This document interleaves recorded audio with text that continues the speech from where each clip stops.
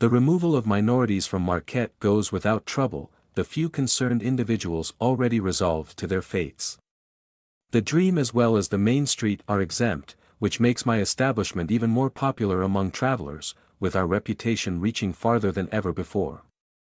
Meanwhile, the new district opens and it takes more effort than I expected to keep it well provisioned. Many of my suppliers refuse to even enter the place and I am forced to arrange my own system of distribution, which in turn leaves me in a position of monopoly. I could easily make their lives hell if I so desired, and the memory of Nami's remark is ever present. On the military side of things, our militia sees immediate deployment when a warband led by a sock named Black Hawk tries to resettle the land they had ceded in treaty. The group is made of fighters from several tribes and meets with some initial success, including raids on settlers where they kill, mutilate and scalp men, women and children. This triggers a massive exodus of isolated settlers. They arrive in Marquette in small groups, bringing their families and cattle in great convoys that settle in fallow fields at the edge of town. Small circles of tents pop out of the ground like mushrooms after rain, filled with harried men and women with dangerous eyes. They stay there in insalubrious conditions that even slums cannot match. The newcomers are wary of everyone, including each other. Tension and distrust lead to more trouble for my new district. I have to deploy Harrigan squads more than a few times in the following weeks to knock some heads before they can come up with stupid ideas. The hatred between newcomers and true Marquette citizens burns bright. Paranoia runs rampant. Most of the fighting occurring between militia and Indians are skirmishes, but hearing the reports, thousands of bloodthirsty savages were soon going to descend upon the town to rape and plunder to their heart's content. I don't even think they had 1,000 men to start with. The panic makes people feel cornered and aggressive. Marquette becomes a powder keg of tension and deep-seated resentment. I am forced to have the few Creek under my employ wear white armbands at all times to differentiate them from hostile natives. All public gatherings are forbidden and any brawls suppressed with a heavy hand before they can degenerate into large-scale riots. Then, because a catastrophe never comes alone, May brings us a cholera epidemic. Seeing people soil themselves to death really makes me appreciate my own immortality. We even lose a few girls, which frustrates me to no end. Diseases are not opponents I can simply massacre. Against this unseen enemy, I am powerless. Without means to retaliate, I decide to stop our normal operations to help fight the epidemic, and between this, renovations and investing in weaponry, this year will definitely end in the red for me. That's fine, it's an investment. This complete mess reduces the time I could spend on aura training, running outside with Métis and sparring with Nami. The poor econ girl is growing restless in such a small city, so starting from June, I allow her to roam around the land and get back to me if she finds anything interesting.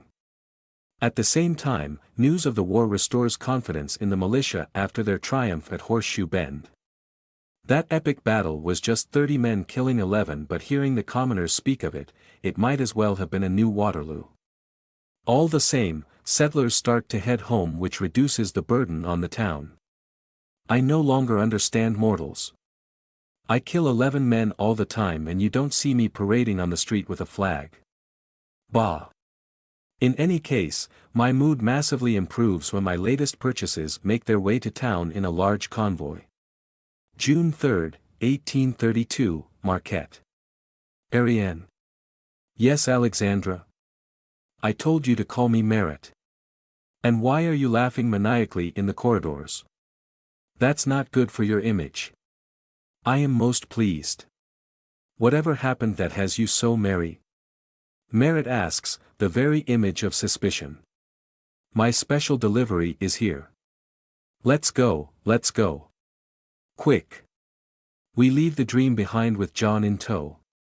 I walk through the evening crowd who parts to let me through. Some of them even greet me. My reputation has improved a lot since I spent my own money on civic duties, to the extent that even some respectable citizens have disregarded the origin of my wealth. A pleasant development. The trip is fast. In only a few minutes, we reached the warehouse district and my destination. Where is it? Where are they? I ask the first man I recognize. The foreman stops backing when he realizes he has hit a wall and that answering my question is the safest way to save himself. In here. I disregard the poor sod and enter a smaller barn to find my little precious things well protected under tarps. Yes. They're here. Behind me, Merritt and the man confer in low voices. Why is she laughing like that? I was so scared.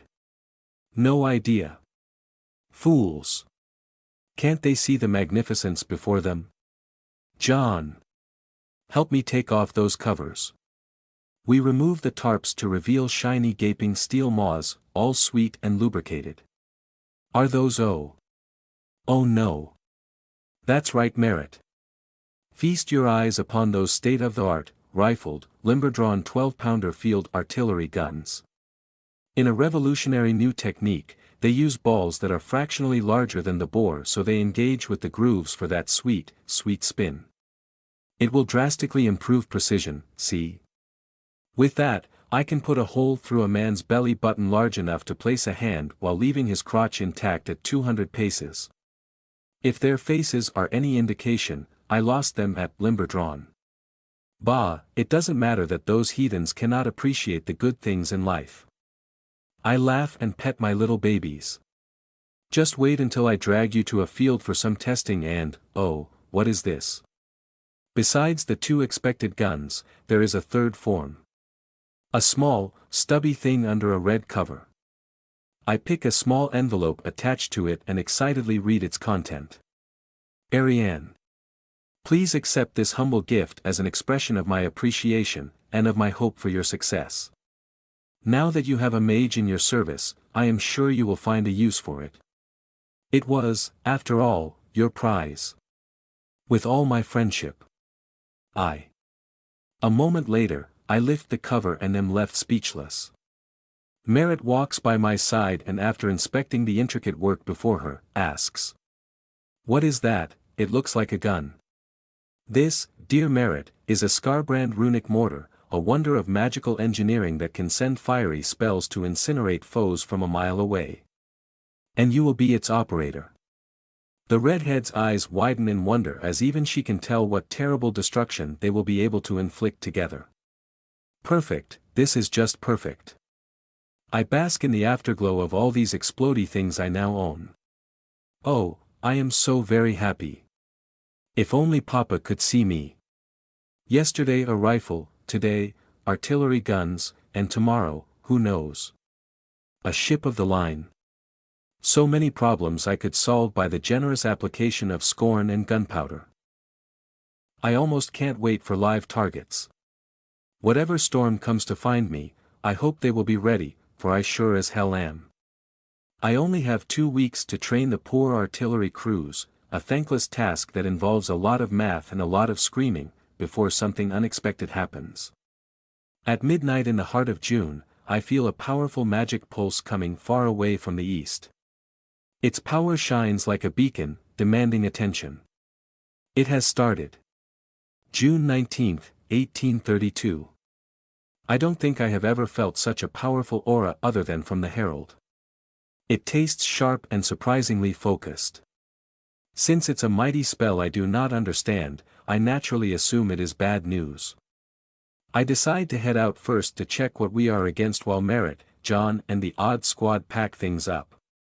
They will join me at a safe house before dawn and I do hope the situation will be solved by then, though I do not harbor much hope. With my own pack always prepared, it is only a matter of getting changed and riding out. The buildings of Marquette and civilization fall behind me as Métis and I rush across the plain. This is my most hated time of the year. I have to spend so much time in slumber that every second is precious, and most are spent handling the dream and all my new projects. I am glad to steal this moment for myself with only Métis, the night and the endless sky. I have no need to consider politics, be it with the humans or my fellow vampires. There is no appearance to keep or expectations to fulfill. The plain is vast beyond compare, especially for me, who grew up in the swampy south. Sometimes, a gust of wind comes to caress my skin and brings the scent of sap and dried vegetation, making the grass around us dance like waves on the ocean. We cut a way through that sea and leave meadows, forests, and the vast fields behind, always in the middle of an endless green only matched by the endless midnight blue above. Life is vibrant around us as insects and beasts hunt, mate or die, and although I do prefer winter, I have to admit that there is a charm to this season. The nightmare is also happy to let go, I can tell. I may be able to outrun her on short distances, but for long runs she is without a match. There is also something exhilarating about trampling the ground on top of a hellish, flesh-eating warhorse who doesn't know fear. I already have a spear. I am just missing a banner and a helm, as well as some fancy war cry like the Knights of the Round Table. What should I scream when charging? What do I fight for? Blood, freedom, and gunpowder. Not bad. I try it as well as a few others as we make good way until something attracts my attention and I stop. Before me, a bend in the road goes around a lake reduced to a pond by dry weather. A few trees mask the path ahead, and a peculiar shine attracts my eye. I close my eyes and focus. Heartbeats, at least 2. This is an ambush. I'm so excited.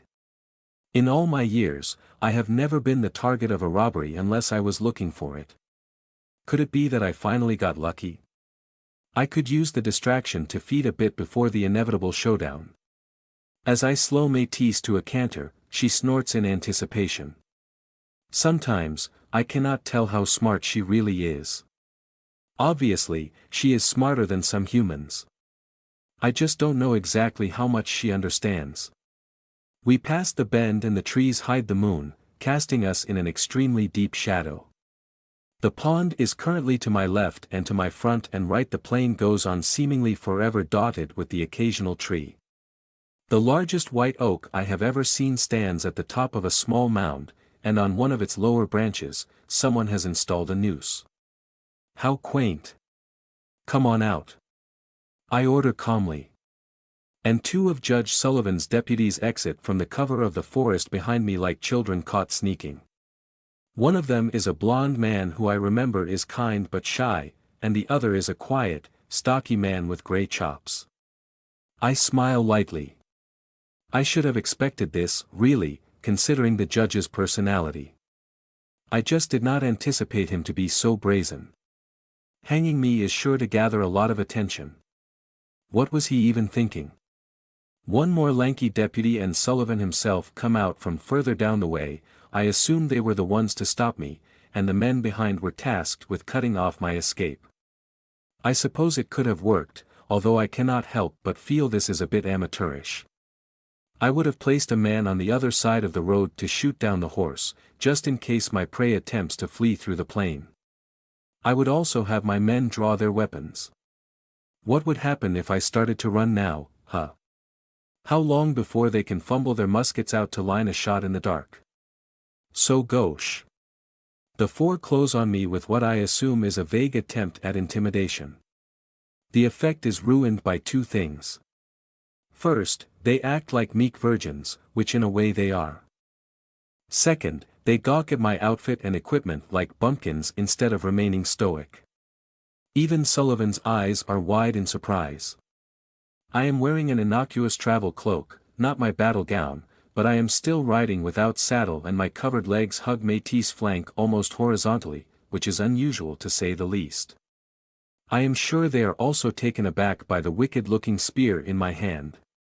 I would find it amusing to act the victim for the following play. Unfortunately it is absolutely impossible to appear harmless while riding Métis, even without weaponry.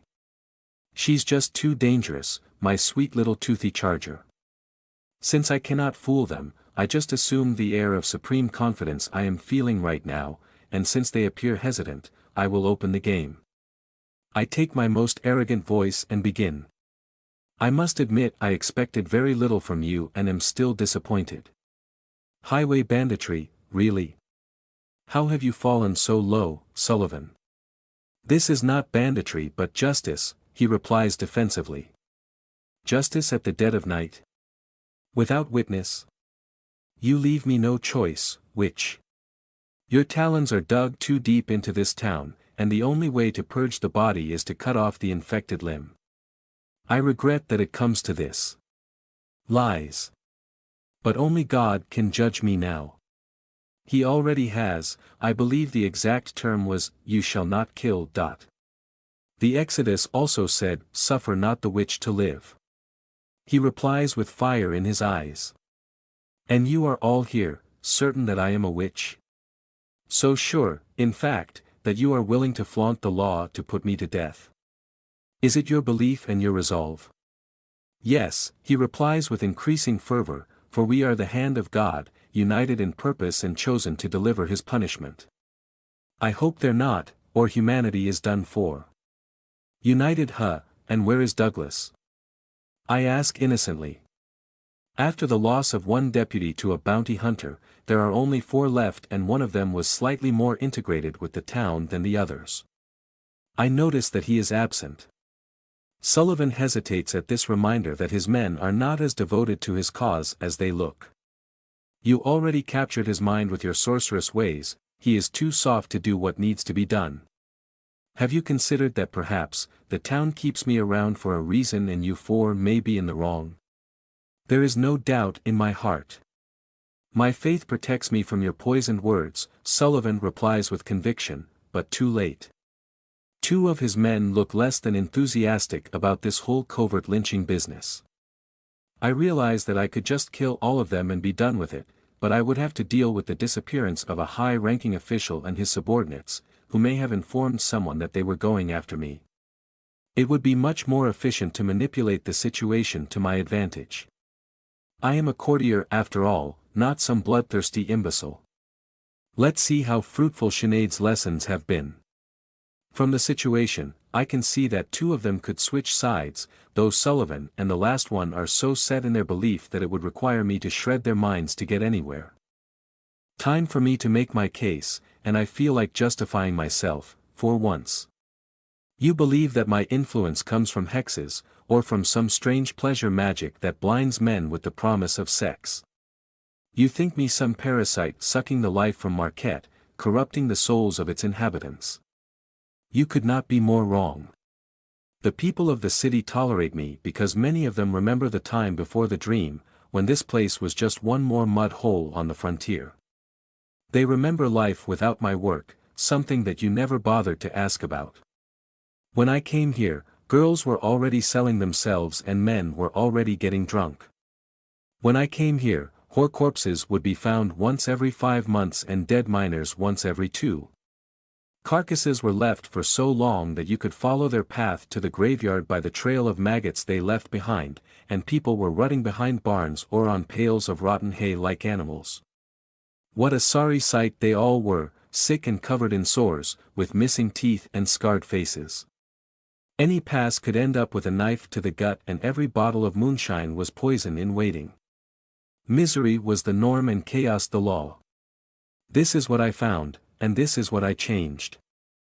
I feel myself getting more animated. I made a safe place and opened it to those wretches so that none could feed from their miseries. I brought them safe bedrooms to work and sleep, I brought them warm food and alcohol that was not made from sawdust. I made rules and forced manners to make them feel like people. I lifted them and ruled fairly, and I have protected them ever since.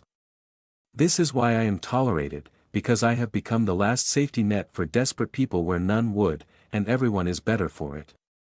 You would know this if you had thought but for a moment, or if you had relied on your powers of observation instead of blind faith to understand the world. You have not. This loyalty I receive, I earned it. You believe John to be spelled. When I picked him up from the streets, I could circle his wrist with 2 fingers. Oscar. Cut down from a tree where he had been left to slowly choke. Kitty. She was almost beaten to death by her degenerate brother. This is why they accept me, not because of spells but because of the human decency that I showed them where your powdered ladies and respectable gentlemen would not, and you? You come here with your belief that the town is tainted, throwing around your weight and your book, expecting some kind of recognition. You do not even realize that I do more for this place's well-being in a day than you have done since you arrived. When you fail to garner the approval you expected, you do not ask yourself if you have committed a sin of pride. No, you just throw everything you have sworn to uphold down the gutter to assassinate a woman like some vulgar highwayman, in the dead of night and in the middle of nowhere. You hide like the coward you are because you know the people would not stand this farcical sentencing, because you could not face your own inadequacies. You even hide from your own colleagues. You, a defender of justice. Don't make me laugh. This is not justice you are seeking, but base revenge for your wounded self-esteem. Come on, look me in the eyes and tell me this is divine will. Tell me you could go back to Chicago and announce what you've done without being hanged until death. My inflamed declamation is received with stunned silence, and I realize that I may have just gone a little bit overboard. I am myself surprised. Perhaps I did have just a tiny bit of frustration backed up after months of harassment from that self-important cretin. First to recover is the deputy to my left. He passes a gloved hand through his messy blonde hair and addresses his superior with a helpless tone. She's right, we shouldn't hang her. We should bring her to another town, and if she's really a witch they can burn her just as well. Fool, she will enchant them too. We are committed to this. Just imagine what will happen to you if she escapes now. What kind of justice bears no witness? I interject. Inside, I am in turmoil. Not because of the trap, as losing the argument will not be my end. I just came to an awful realization. Is this what ruling is like? How can Master just travel from place to place like some obnoxious vagrant when he could be doing this instead? Nurturing those frail mortals into something that will shine briefly, but brightly. This feels like something worthwhile. Meanwhile, the argument goes on between two sides. On one end, we have Sullivan supported by the increasingly angry lanky man, who is decidedly on edge. On the other side is the blonde man who argues about silly notions like due procedures, the habeas corpus and all manners of nice things that frontier people do not care about. He is supported in turn by Mr. Stocky, whose name I never bothered to remember, but who is apparently a firm supporter of the equal application of laws. His muffled but frequent "that's right" needle Blondie forward and give him the legitimacy he needed to face the judge. A fascinating debate. No matter how interesting their moral qualms are, however, should not stay to listen. I am on schedule. There is still the matter of the incredibly powerful spell being woven a few miles east to attend to, and I would rather address this issue before it explodes, or turns everything in a 10 miles radius into turnips. I know just the way. Sullivan is still wearing a cross on his tie, the prick, and the warning aura that comes from it forces me to avert my gaze. Incredible how much would be revealed if they tried to exorcise me, or if they looked a bit closer at the spear I hold. Paradoxically, it is civilization that is protecting both parties. If they had just forfeited the trappings of law, we could have just gone medieval on each other from the start. I would have torn them apart, of course, but my cover would have suffered from it, to the extent perhaps that I would have had to disappear. I really need to focus. And Mr. Lanky is presenting me with the perfect opportunity. He is not wearing a cross and his paranoid mind is already inventing dangers where there are none. I meet his eyes and wrap him instantly. I push the fear to new heights. He is seeing monsters in every shadow now. That's right. You are in mortal danger. Your doom has come. As his terror peaks, I lightly push Métis and she takes a step to the side with a light neigh. That is enough for my target. His hand, which had been hovering over the handle of his pistol, plunges and grabs the weapon. He is taking it out before he can think. Gun! I scream helpfully. In an instant, all hell breaks loose. Blondie and Chops raise their carbines while Lanky's aim wavers between the three of us. Sullivan also raises an engraved musket. I pretend to cower in fear. From below my arm, I capture Lanky's mind and force a fearful reflex. His finger tightens on the trigger. The shot sounds incredibly loud in the empty night. "Stand down," bellows Sullivan, a bit late. The others hold back at the last moment, though tension is at its paroxysm. "She's a witch. She is, don't you see? Burn her, burn the witch," screams Lanky hysterically. The others do not react, but the moment has broken what little community they had. Sullivan frowns in frustration and barely contained anger, having sensed it too. I am now faced with a choice. I could start a bloodbath, or I could call this a victory and focus on my original task. In the end, pragmatism wins over. I wish I could finish this once and for all, I am just not willing to pay the price. Humility is a virtue I have but too few occasions to practice. I wish Nami or Sinead were here, we could have done something interesting. Now I am reduced to a gracious retreat. Time to make my exit. I am going to go on my way and let you men solve your problems. I am not stopping for anyone, so if you are going to shoot me, you'd better do it now. Then I'll have to run less to skin your sorry hides. I push a mildly grumpy Métis forward. The smart girl can tell she just missed a meal, though I am not too worried. There will be more soon. The horse carries me forward through the immobile men slowly, then I start a canter as I pass them by, which quickly turns into a gallop. I handled this really well and I have no regrets about not hanging Sullivan with his own innards from that stupid tree before setting it on fire. Nope.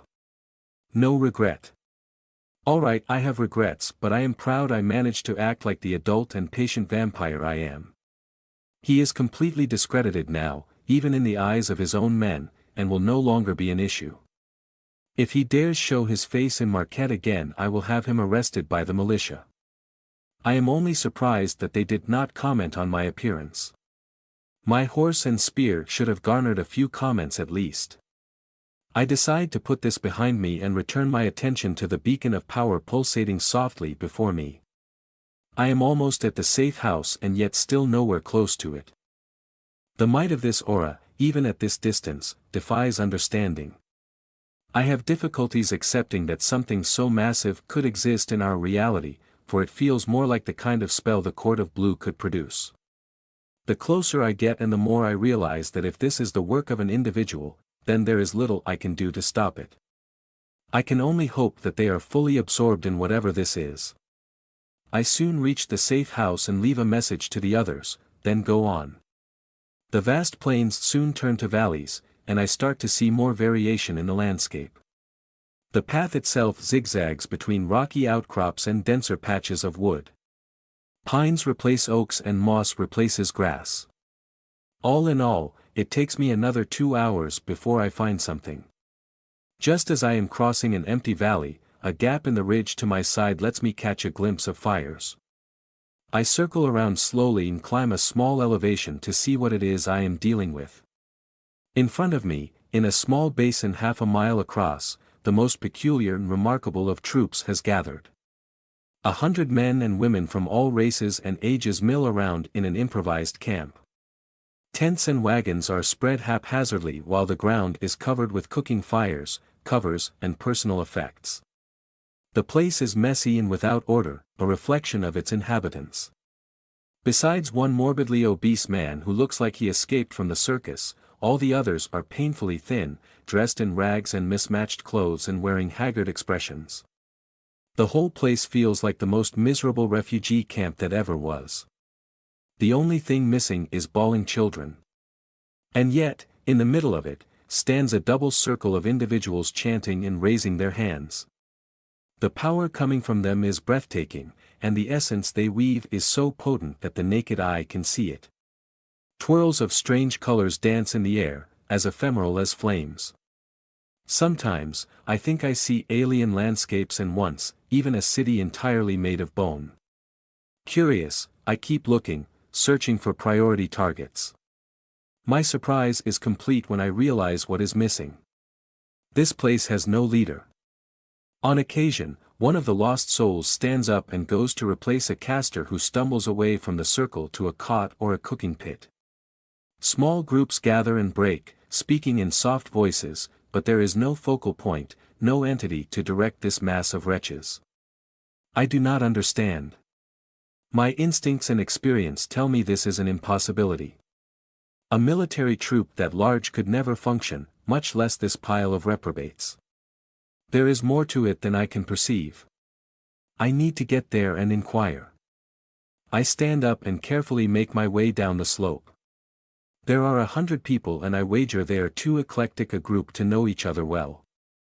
I am confident that with a bit of charm, I can infiltrate their ranks. But first, I need to go right. Yes, right. There is something there calling to me, a buzz at the back of my head that I cannot ignore. I am sure that I will find some answers there, and when have my instincts failed me? Quite often really. No, my instincts have never failed me, though following them blindly isn't always wise. That's not what I am doing now. I am being very careful. Yes, I can tell now, those below are untrained mages like Debbie. They are no danger to me, so I can just keep going and everything will be alright. It is completely safe. My steps carry me along the edge of the basin and to a small mound that overlooks it entirely. There seems to be a promontory on top of it, but the walls are sheer. I circle around to the right, leaving the camp and its few lights at my back. The path is deserted. Wait, what am I doing? I am doing what I should do, investigating this strange situation. I keep walking with the cliff to my left. If I can find an easy way up, I will have a commanding view from that promontory I saw earlier. Yes, seems reasonable. I should just claw my way up, find a path because I am civilized and do not want mud on my pretty dress. After only a minute, I find an inviting way in. A tunnel, dug through the stone. A pair of stylized lion statues guard the entrance on each side, below lit sconces. The light and perfume are strangely soothing. This is what I was looking for. No wait, this is what I was looking for. Wait. This is definitely wrong. I saw this before. When I was with Bingle and the blood cult. Master had been looking for something in a similar. I am being charmed. A massive wave of well-being flows through my mind and wraps me up in a comfortable cocoon. The presence it reveals gives up on stealth for a more direct approach, and the assault is not something I can stop. It is not something I want to stop. This aura is benevolent, it feels like. It feels like family. And this scent. Warm sun on hot sand, flowers, spices. It is so strange yet so familiar. I step forward, at peace. I will now go and join her, because there is no other choice. I cannot stop myself any more than I can stop the sun from rising. The corridor of stone leads up to a rectangular room of stone with a small pond, decorated by climbing ivy. A square hole in the ceiling lets me see the stars and the Watcher. I lose myself for a second in his comforting embrace, and it lets out a cooing sensation, like someone seeing a puppy. A door leads farther in. I pass by a bedroom, a laboratory, and a small indoor garden. The place is both luxurious and intimate, like the private quarters of a queen. Then, the passage leads up and I finally step on the promontory. My mind freezes. Unadulterated surprise breaks through the fog of the compulsion I find myself under. What I am seeing is impossible, and at the same time there were many signs that could hint at it. I know I am gawking like a bumpkin and cannot find it in myself to stop. I stand at the edge of a circle once again dug through the stone by means unknown. A pair of chairs and a table with 2 cups and a teapot stand at the edge of the most complex spell circle I have ever seen by several orders of magnitude. The entire surface of the circle is engraved with golden runes so thin and precise, they are practically a work of art. The exquisite working makes Loth's efforts look like childish scribbles. This is magic at a scale that should not exist. This is a world changer. On one of the seats, a woman is resting daintily. Once, I read of how Helen of Troy provoked a war that lasted a decade, and how Cleopatra seduced the first emperor of Rome. I found the stories silly. Surely, no being is beautiful enough to change the course of history so. Now, though, I can believe it. She wears a white toga of delicate make, tied to her waist by a golden cord. She has wavy hair as black as the night and as shiny as stars. Her heart-shaped face is sensual and generous, her lips are ruby and her skin is gold. Raphael or Vermeer could spend hours painting the crook of her arm, the shadow of her calf, without doing them justice, and still, they would paint a masterpiece. She is beauty made flesh, and I know her. Once, I drank the most powerful blood in the world and I remembered an ancient ruler, one who inspired an entire civilization. Master did not see her beauty, or rather, it did not matter to him. She was there, at the beginning. She guided his hand and his ire. She gave him the flawed elixir of eternal life so he would not succumb to his wounds. He called her mother. And now she is here, before my eyes. Her heart still beats, and breath still lifts her perfect bust after more than 3 millennia. The words form on my lips, unbidden, to confirm the mirage. Queen Semiramis. She turns and smiles with an otherworldly gaze that even Sinead could not match. I wish I could capture this moment and remember it forever. Her voice is, as expected, exquisite, a vibrant alto with a delicate lilt that enchants the ear. Greetings, little one. Seeing you here is such a pleasant surprise. Come and sit. Join me.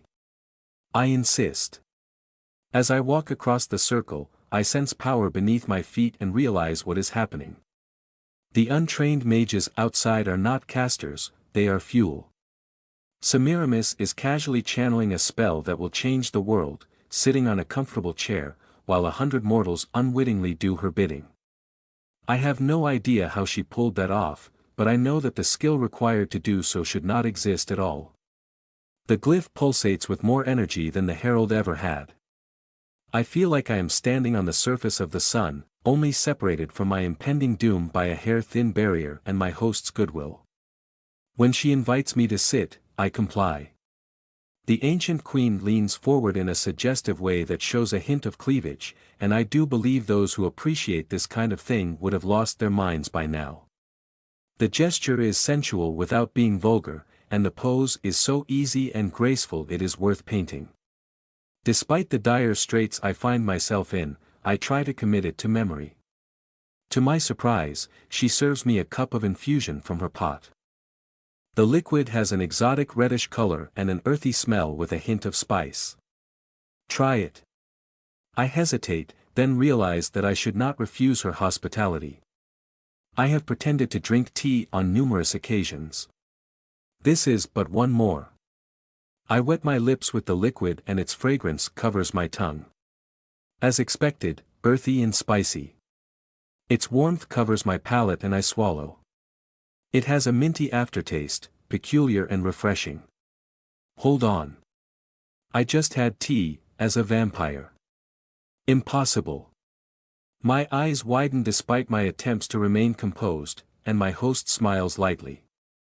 She drinks as well, then gazes at me with a hawkish focus. I feel like a deer before a pack of wolves. Her tone turns glacial and laden with threat. Before we go any further, does my son know you are here? No, I do not think so.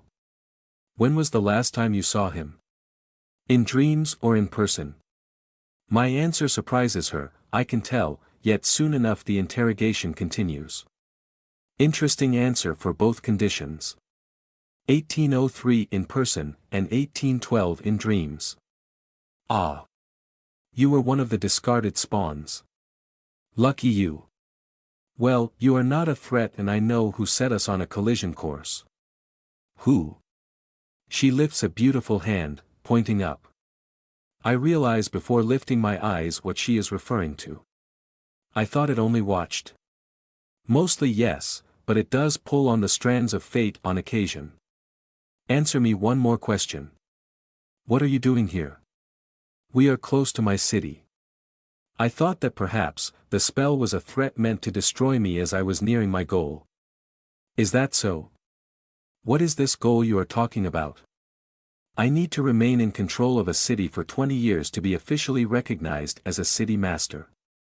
This will allow me to use a loophole in the accords to circumvent the execution order against me. Ah, I see. The controlling glare of the judging queen fades away and I am once more but a valued guest in the world's most remarkable tea party. She takes a sip and continues. If you are not here on your master's behalf, then we are not enemies. You find me at a most curious time, little one. What are you called? Ariane. Ariane MH. An old name.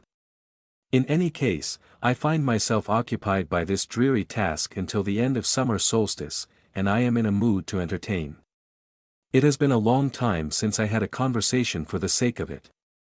I assume you have questions? Yes. I blurt out, plenty. Her expression turns patient and understanding, like a teacher with an interested student. Ask then. What are we? Semiramis looks stunned for a moment, then laughs merrily. The sound is like chimes in the wind, ethereal and pleasant. Yes, I can see why you could resist me so.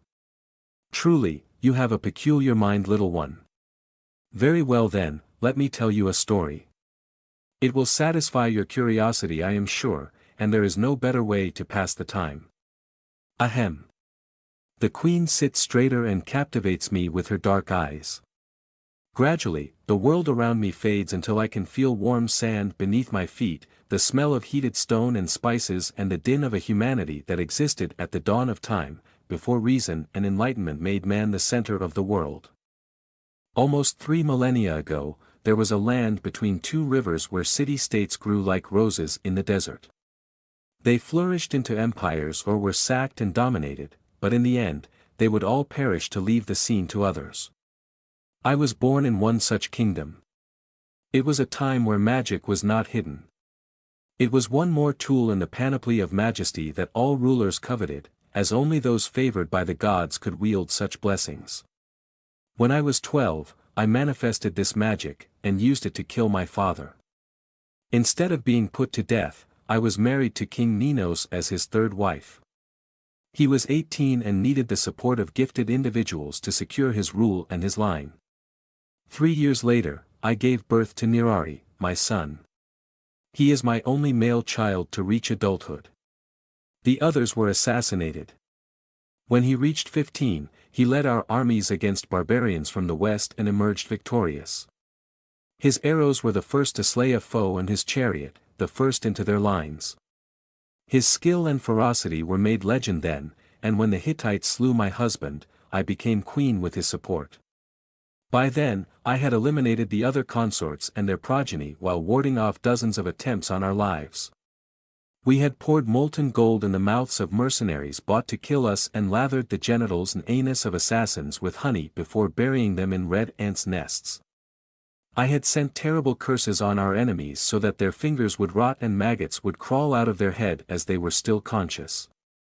Oh! Wow! And I thought brother Achilles and I had big fights. In the next few years, Babylon became unmatched. Tribes and cities would send us tithes and offerings of slaves and gold. They would send their princesses to give my sons descendants of their blood, but it was not enough.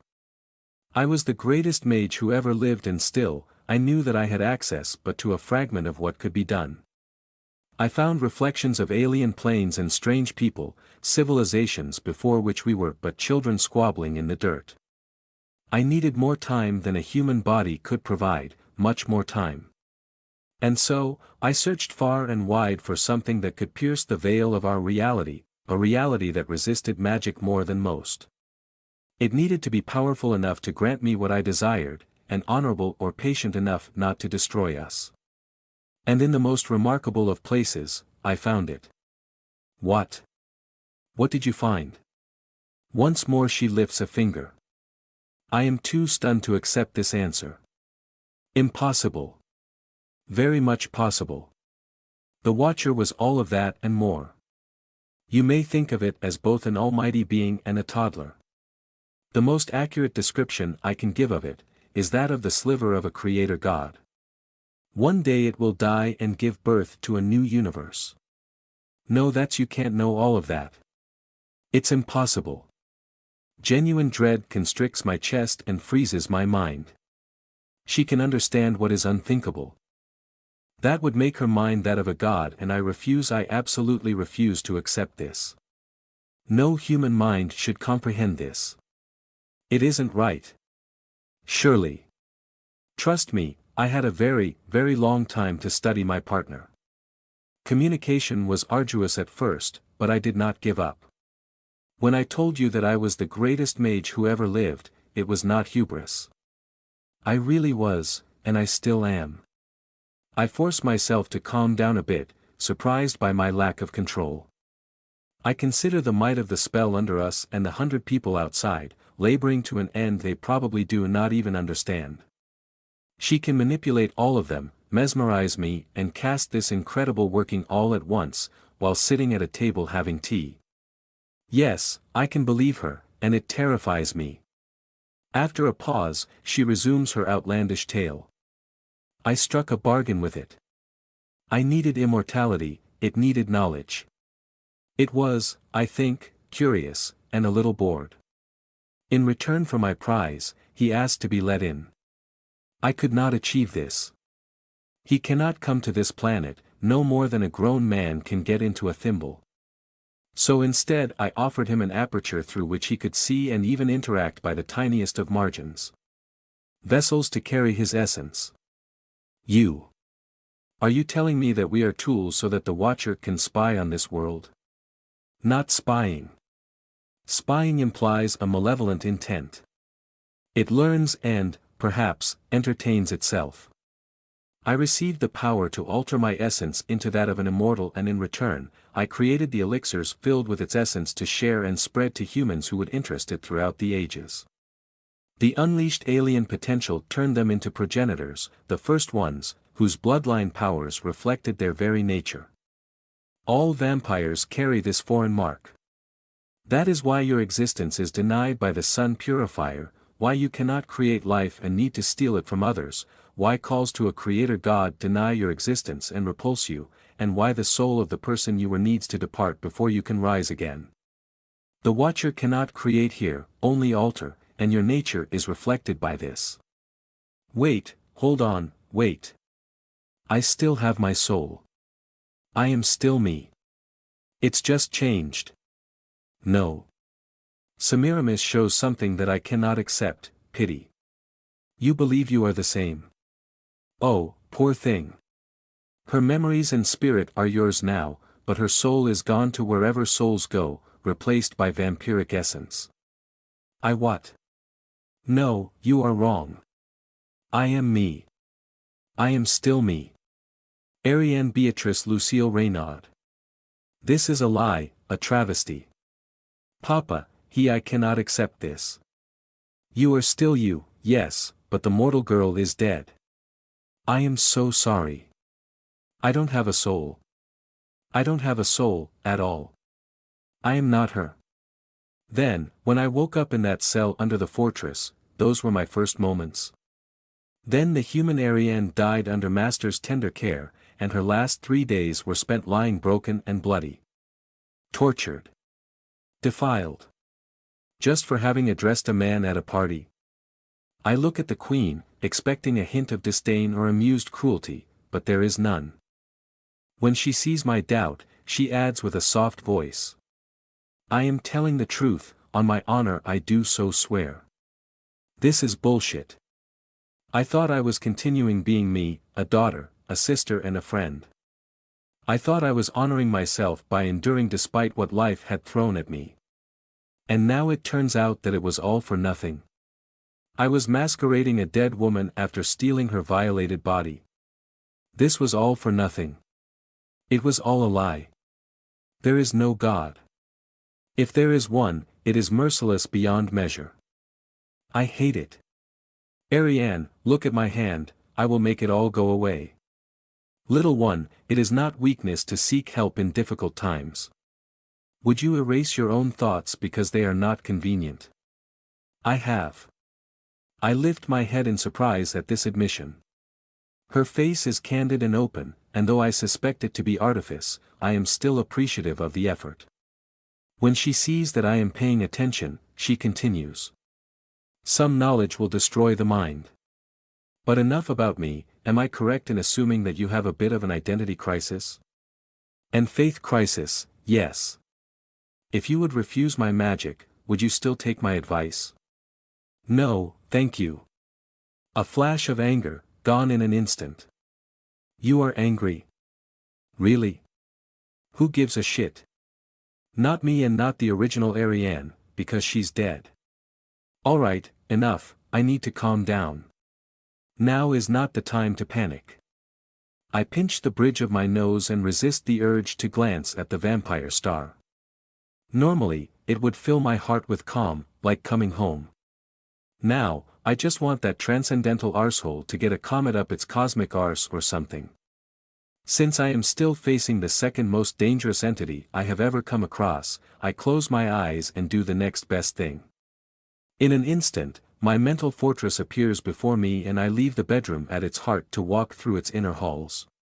Tortuous hallways and illusory rooms fade in the background as I walk to the entrance. I will never get lost here, this home is mine. I know the emplacement of each memento, each statue and each tree. When I reach the grand entrance, the double doors bang open as a reflection of my mood and the garden greets me in all its glory. The purple tendrils look more subdued today, almost quiescent. I cannot resist. I look up to the dark aster that I always considered an ally.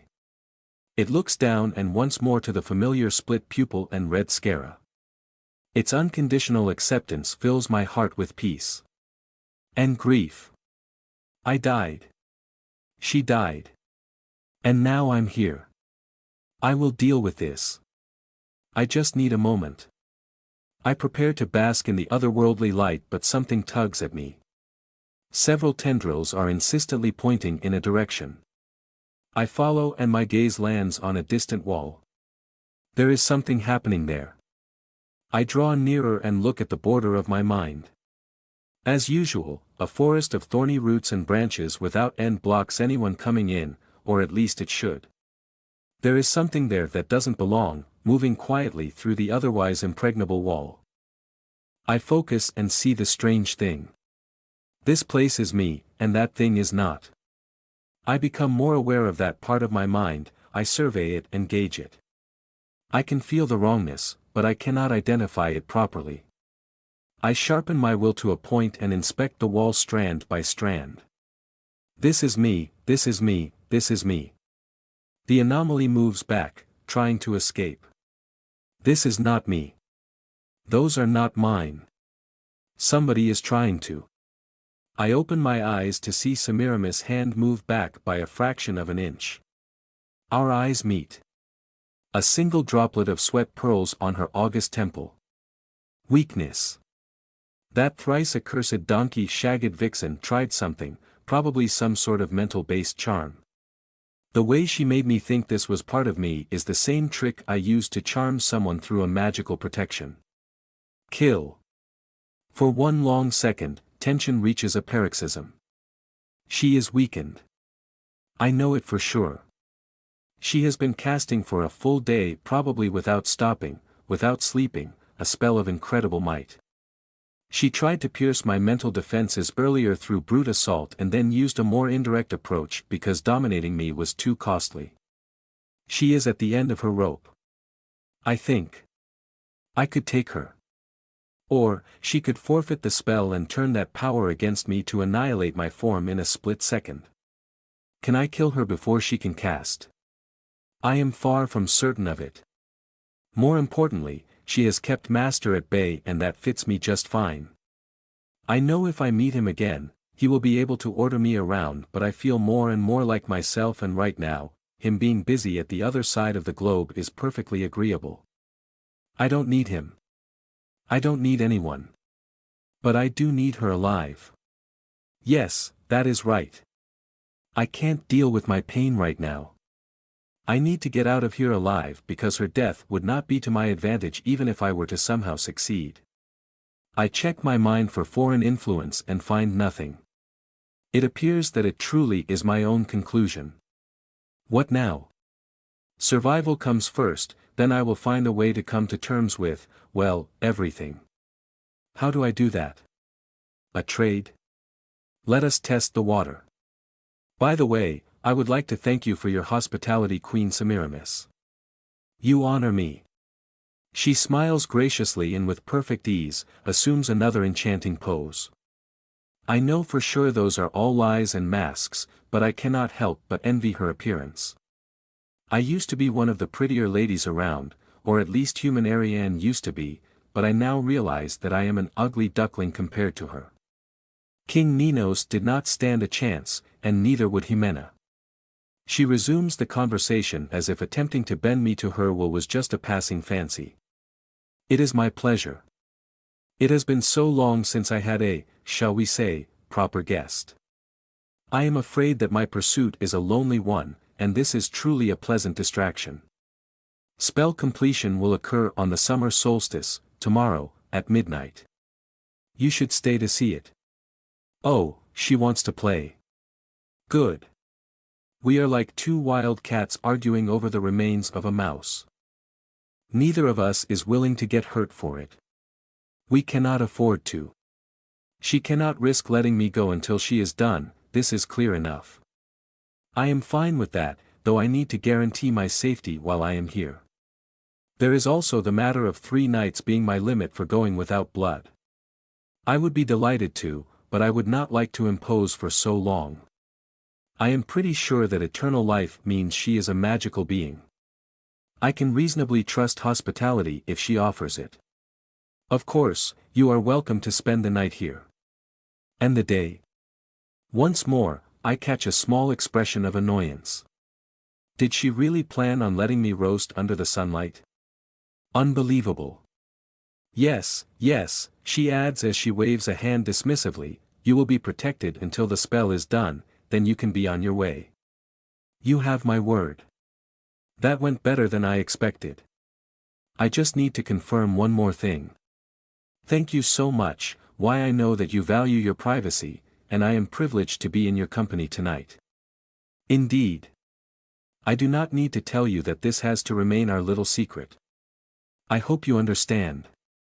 It is as if you read my mind. Of course, I swear never to mention this meeting to anyone but you. The oath takes me like someone grabbing my heart from the inside. With this, our deal is complete. She will have to protect me and stay out of my head till the spell is complete, then we both go on our way and I will not speak of this. Semiramis delicately refills our cups. The strange infusion is still piping hot and as tasty as ever. I decide to ask more of her, since we are stuck here anyway. You asked about Master. Do I understand that you do not wish your presence to be known by him? Indeed not. We are at odds, him and I. While I wish to attain divinity through magical means, he has a much more direct route offered to him. You. She nods, the gesture strangely attractive. You are correct. My essence changed to that of an immortal being and his blood is that of the conquerors. Should he devour me, I believe he would be truly eternal. I, of course, object. He would do this to his own mother. Her chuckle this time is slightly bitter. Nirari no longer cares about this attachment, not after 2,000 years, and especially not after what we have done to each other. You see, once he showed interest in tracking me, I had to destroy the means by which he could do so. I destroyed his kingdom. What? I could not leave him the tools to chase me effectively. This isn't what I meant at all. She can destroy a kingdom. By the Watcher. Why did you not just stop him? Surely, someone with your magical skills could have done it. The queen raises brows in surprise and for one moment she looks incredibly haughty. I almost expect her to order hidden royal guards to throw me to the crocodiles. Just like everything else, she is incredible while doing so. I am a bit jealous. Still, she replies. You do not mince your words. Very well, I will tell you what you seek. I did not kill him, because he was what was left of my son. I could not harm him in any way. I even helped him at first, as much as I could. I taught him all I knew at the time of magic, which he had previously neglected in favor of statecraft. It no longer matters now. He can no longer be opposed. What do you mean? Is it because he devoured too many powerful foes? He would be mighty but not invincible. No, the crux of the matter is that there are two things that make him untouchable. The first is my mistake. In the year 1142 of your calendar, Eerie tracked down the dragon on the desertic shore of Erythrea. There, he faced it in battle, defeated it, and consumed it. What? I should have seen it coming, in retrospect, but I underestimated him. Our world only ever had the one, though it was apparently weakened by our plane's scarce magic. Dragons are different from any other planar beings. They are magic made flesh. By draining one, he obtained enough magical strength to overcome mine with sheer brute force. I can no longer face him directly. Wow. Dragons? Magical duels? I was just trying to survive until I get proof that I was a city master, and now I am thrown in some sort of fairy tale. With no consideration for my distress, the queen continues. And the second is his right arm. Ariane, unless he has gone to ground to create a new offspring, there are now 3 of his spawn that still walk the earth. Surely, I misheard. 3. Yes. Svyatoslav in Russia, you, and a last one. The only spawn he kept and raised himself. I did not see him at the fortress. You would not, he is seldom involved in diplomacy. Child, let me tell you of Malachim. She leans forward once more, showing just enough golden skin to be distracting even to me. Her voice shifts into that of a storyteller. Where before I could feel sand and sun, now there is only darkness, blood and the clangs of battle, and her tone is as ominous as her words. Malachim is hatred incarnate. It is said in those circles that know of him, that he was born from a corpse, that he was reared by a Scythian witch who laced her milk with man's blood and the poison of snakes. It is said that he killed his first victim when he was 7. It is said that in his first battle, he slaughtered both sides until only he was left standing. It could all be true. Eerie found him in the middle of bloodshed, as was his wont, slaughtering Turks for the Holy League. He was impressed, captured Malachim and turned him quickly. She stops her tale to take a sip of tea. Her next glance to me is wary and she speaks more intimately, as if she were afraid we could be overheard. You have known your master's touch. All of the spawns who were successfully interrogated speak of the same treatment. Oh, I see doubt in your eye. Yes, even the men. He debases and breaks them too. He breaks everyone. Except for Malachim. His anger protected his mind, just as it torments him endlessly, so that even in the face of death he would not relent. Your master threatened a clan with that story, and when his demands were rejected, he unleashed his new servant's blood-crazed form on a small island of the Aegean, exterminating its entire population. When the usual night squad came to slay the errant spawn, Malachim managed to escape on their boat, killing one. I need you to understand that it is, and remains, a unique achievement. It had never happened before in history, and did not occur again ever since. The incident was even kept under wraps to avoid a loss of face and faith in the Night Order. Having witnessed his tool's extraordinary abilities, Eerie took him under his wing and taught him more, then by means unknown, obtained his loyalty. He encased his spawn's heart and collar in armor made of an otherworldly metal that could keep shape in the heart of a volcano, and uses him sometimes as messenger, sometimes as a taskmaster, but more often than not, as an executor. Malachim has been his mouth, his shadow and his fist. And wherever he goes, he leaves few survivors. Perhaps you do not yet understand why he is such an obstacle. With regard to that man, it is not martial prowess or intellect that define him, although he has those aplenty. What defines Malachim is his sheer, stubborn hatred. He was flayed alive, dismembered and castrated. He was whipped until he was but a slab of raw meat, he was pierced by serrated arrows, he was boiled and burnt. Still, he would come after his foes, ever more ferocious. He cannot be cowed, dominated, or reasoned with. His rage flows pure and unending, and no amount of wounds or torture can stop him whenever he is set on a path of destruction. He never relents, he never gives up, until he has received his due.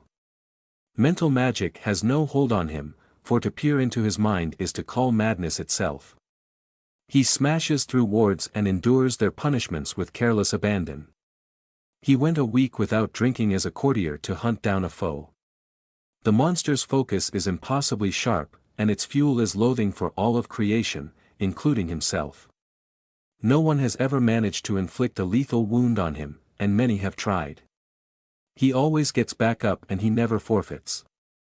That is what anyone would have to face to stop the progenitor of the devourers, and so far, none have found a way to overcome those odds. Have you seen your master fight? Only once.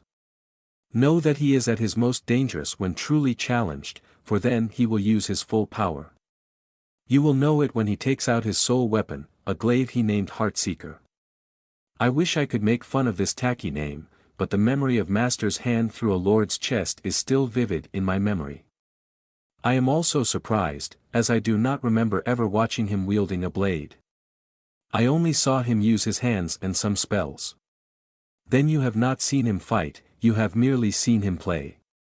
By the Watcher, truly this world is vast. My own struggles and achievements seem so petty by comparison, that I feel like a child boasting the sale of a bucket of apples to a British spice trader. I look briefly to the eye in the sky. Why did you want me to see this? My perspective changes once more, with straight lines being strangely curved and distance becoming meaningless. The Watcher's pupil is now intimately close. It whispers, with a roar that deafens me, a very specific feeling. When I was a kid, I played by myself a lot due to there being no one close in age. It was not too hard, as I had an entire court of bears and puppets lovingly provided by my father. One day, I was playing with a tea set I had made from broken clay pots and realized I needed some actual water to drink. I picked up a jar, hoping to fill it with water. I walked back from the garden into our house, through the main hall and to the back. I noticed that the door to the fumoir was opened and peered in. Papa was playing cards with 3 men from town. On the table between them, there was a small pile of money. I count several whole dollars. It was more than I had received in allowances and gifts in my life up to that point. I stared at the pot in my hands and realized what adult games were, and for the first time in my life, felt inadequate. This is what the Watcher is showing me. This world is a vast and dangerous place, an eternal playground where powers fight for the resources, lives and souls of its inhabitants, and the more one knows and the deeper they go, and the deadlier the game gets. This is the abyss. The ultimate game. Master and his mother are locked in a millennia-long race for godhood, and whoever wins, we may all lose. If Master succeeds, he will devour her, and then, with her no longer stopping his rise to power, he may just take over the world. Who would stop him? Who would even know there was someone to stop? Even the Order of Gabriel, so effective against our kind, may not have a way to slay him for good. Even if they managed it, the devastation could be unheard of. If she wins, who knows what she may do with her magic? Would she change the fabric of reality until we match Sinead's land in fluidity, then announce herself as its sovereign? This is what truly is at stake, and what I have been shown. I do not know why. Compared to those old monsters, I am but a flea. Those 2 decades spent consolidating power and training are but a drop in the ocean that separates us. Why are you showing me this, Watcher? Will you also show the games of kings to a beggar? Do you not know that the nail that stands out gets hammered down? I can't get involved in this. Even if the world should burn because of everyone's indifference, I will not be the one to save it anyway. I am too weak. Semiramis does not mind the silence, so I raise my eyes and glance once more into the curious one. Is this what you want? To give me perspective? I need to get out of here in one piece and at the very least be legally alive. World-ending threats will have to wait. Sorry. You are thoughtful, and this is a surprise for me. I knew that Svyatoslav was sane, of course. He could not have achieved so much, nor garnered the respect of those stuck-up Vityatsi vampires if he were not. I had, however, assumed he was an exception. Say, you have seen my son recently. Yes. It appears that Semiramis is ambivalent. On one hand, she assures me that human Ariane is dead, on the other hand she calls Nirari her son. I find myself sharing her feelings in this matter. I still cannot accept that I am not her, at least not fully. I don't want to think about this right now. I decide to continue talking with her. Yes, I have. Could you tell me about it? I haven't seen him in person for so long. For one moment, I feel anger bubbling inside me. What does she want me to say? That he does not bind his victims so that they always feel like they can struggle and escape. Before I can say anything else, the cold nature of my mind reasserts itself as fury is replaced by calculations. It is a testament to my distress that the idea of having no soul can torment me for so long. I can, and while I do so, would you allow me to do something? What is it? She answers guardedly. I would like to draw you. This time, her surprise shows. Is it because of exhaustion or because she feels safe now that our bargain is struck? I do not know, but her expressions feel more natural. With an amused smirk, she points at a corner of the room where a small stand holds supplies. I do not remark that there was nothing there a moment ago. I just stand up, pick the provided tools and start working on different views and expressions of her. While I do so, I relate what I saw of him in the vampire fortress, then in dreams. She does not comment, only asks questions, then starts mentioning anecdotes of her life as a teenager an eternity ago. Semiramis is a smooth teller and her stories are extraordinary. Her tales speak of vengeance and plans within plans. After a while, they all blur together as I draw her smiling, defiant, menacing or nonchalant. I expand to drawing her full body, then details until the task absorbs me completely. In this simple occupation, I finally find the peace that I had previously failed to achieve. Soon, dawn approaches and the queen walks me to guest quarters that I am quite sure were not there when I arrived. As she turns around to return to her spell, I come to a great realization that soothes my heart. Semiramis may be more skilled, wise, and powerful than me. Her beauty might be legend and her grace unmatched, but no matter what, and for all of eternity, I will always have the better ass. This night, I wake up to a strange ceiling. Vampire minds are instantly clear and I am spared the instinctive panic of one who comes to, in an unexpected place.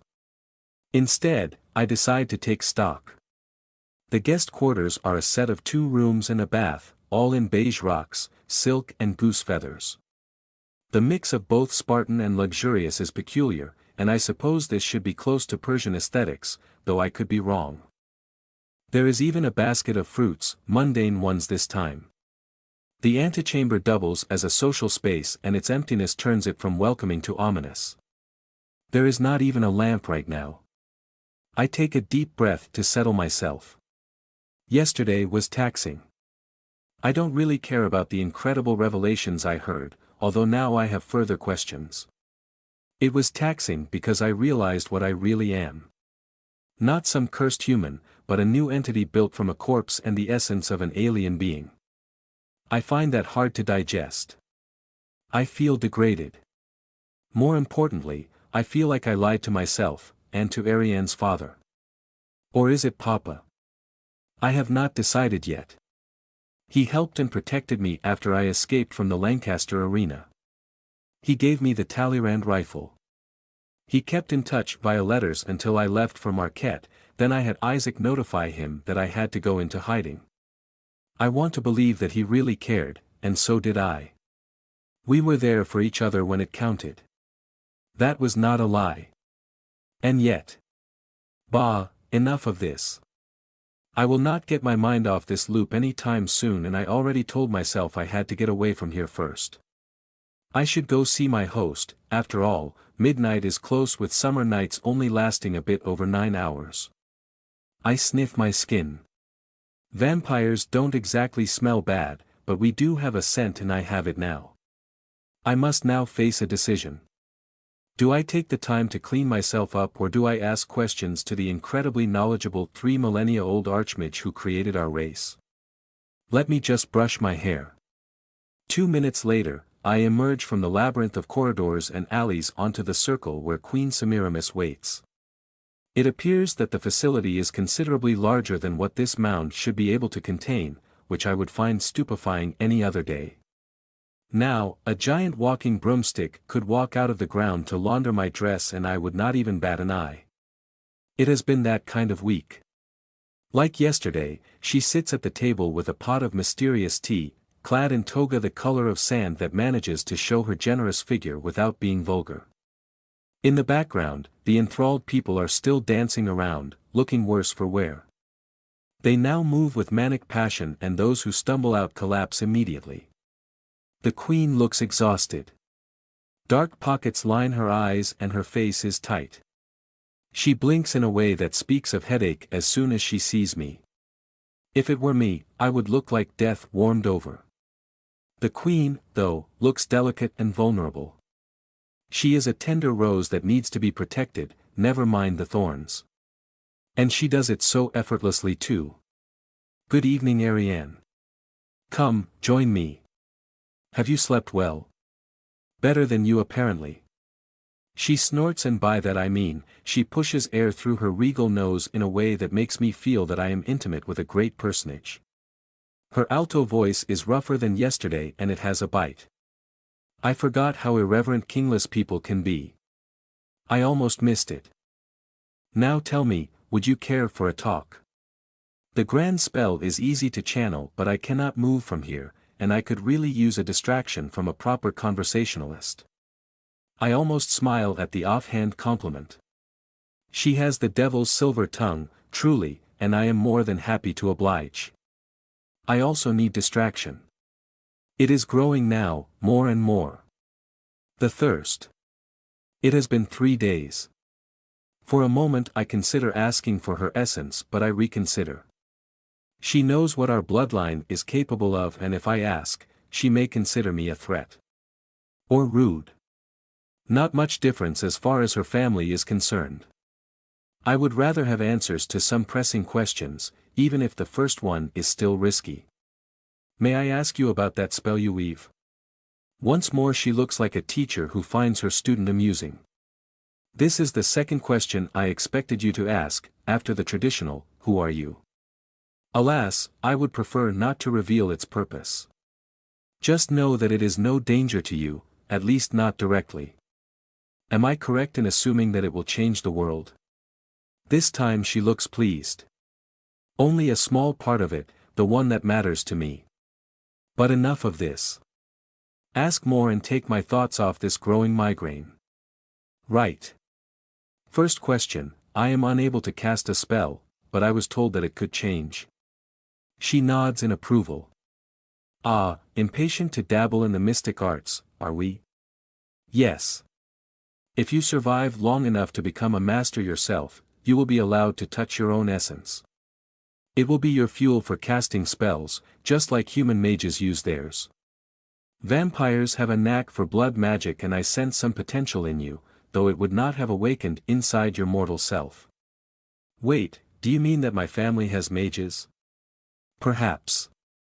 Many mortals have traces of power, but in this realm they will rarely manifest. Such was the case for you. Again, without paying attention, she referred to my human self as me. I decide to let it go for now. Any advice on how to get started? When the time comes, do not discard mortal teachers. They retain the drive and intuition that comes with their nature. For the same reason, do not despair when you progress slowly. It is inevitable, just as they will die of old age eventually. Eventually? Yes, mages of great power age more slowly. Most only reach a stage where it matters when they are already old. Beware a youthful archmage. They are the most gifted. I remember Belinda and realized that she may have been slightly older than I thought. Not that it matters now. Anything else? Not specifically. Just follow your instincts when it comes to blood magic and you will do fine. Thank you. Well, if it's fine, I had questions concerning bloodlines. If I understand correctly, all the progenitors come from elixirs you brewed? Yes, and I may just do so again. I follow the Watcher's whims on this matter. Thankfully, it happens less than once a century on average. Master mentioned that there are 14 bloodlines he knows of. Are there more? Maybe. Why don't you tell me those you have met, and I will tell you of them. More than 14 bloodlines. So much to devour. Alright, calm down. Answers, focus on answers. Let's start chronologically. The Lancaster. Ah yes, charmers one and all. They became so talented at moving masses during the War of the Roses that their progenitor was slain by a once-in-history alliance of mages, brothers of the Order of Gabriel and even some vampires. It was an entertaining time. Ahem. Right. The Cotties? They can focus on a task with unerring concentration. It makes them particularly good duelists and helps with practicing a craft. Their tunnel vision has hurt them in the past, however. Their progenitor is gone. He is one of the few to ever cross a portal to another world. I still do not know how he managed it, why, and where he ended up. He was quite old as well, as he drank the elixir in the 9th century of your era. Wow. Right. Next, the Roland. Incredible willpower, though it makes them quite stubborn. They date back to the end of your 8th century and their progenitor was changed quite close to the Cotties one, geographically speaking. It was an interesting time for Europe, to be sure. I had to move more often in those times. Their progenitor is currently in deep slumber. The weight of centuries lies heavy on the mind of the truly old ones. They need to rest for years, on occasion. I remember that Master used his unplanned shipwreck to nap at the bottom of the Atlantic, proof that he is not immune. How about the Econ? A curious bunch, always eager to experience new things. You know of their book, the one that recollects every new and unique experience. My friend mentioned it, yes. The greatest entry of all was made by Econ himself. He died to experience the sun, and sent his impressions to a telepath on the very moment of his demise. Ha! Nami already mentioned it, I think. That does not surprise me coming from those madmen. Moving on. I met a Natalie's spawn, he had turned rogue. Her face scrunches in mild disapproval, the most intense emotion she has displayed so far tonight. Their stupid strength is legendary. It can be an incredible boon, it is just a shame that they rarely have the intellect to match. I don't understand why they do not recruit someone smart and strong, it is not like those people do not exist. Bah! Natalie's himself disappeared. I personally think he got lost or drunk and the sun caught him. I do not know what the Watcher sees in them. Entertainment, probably. I also met a member of the Rosenthal clan. Semiramis raises her eyes in exasperation. Never mind the Natalies, apparently it is the quiet and peaceful defenders of knowledge who have drawn her ire. Those bores. How many times must I say no before they understand that I do not wish to be disturbed with their ceaseless questions? I swear, every decade some fresh-faced nincompoop thinks he found the Holy Grail that will lure me away from my research. The fools. I would have razed their headquarters to the ground if they were not so useful.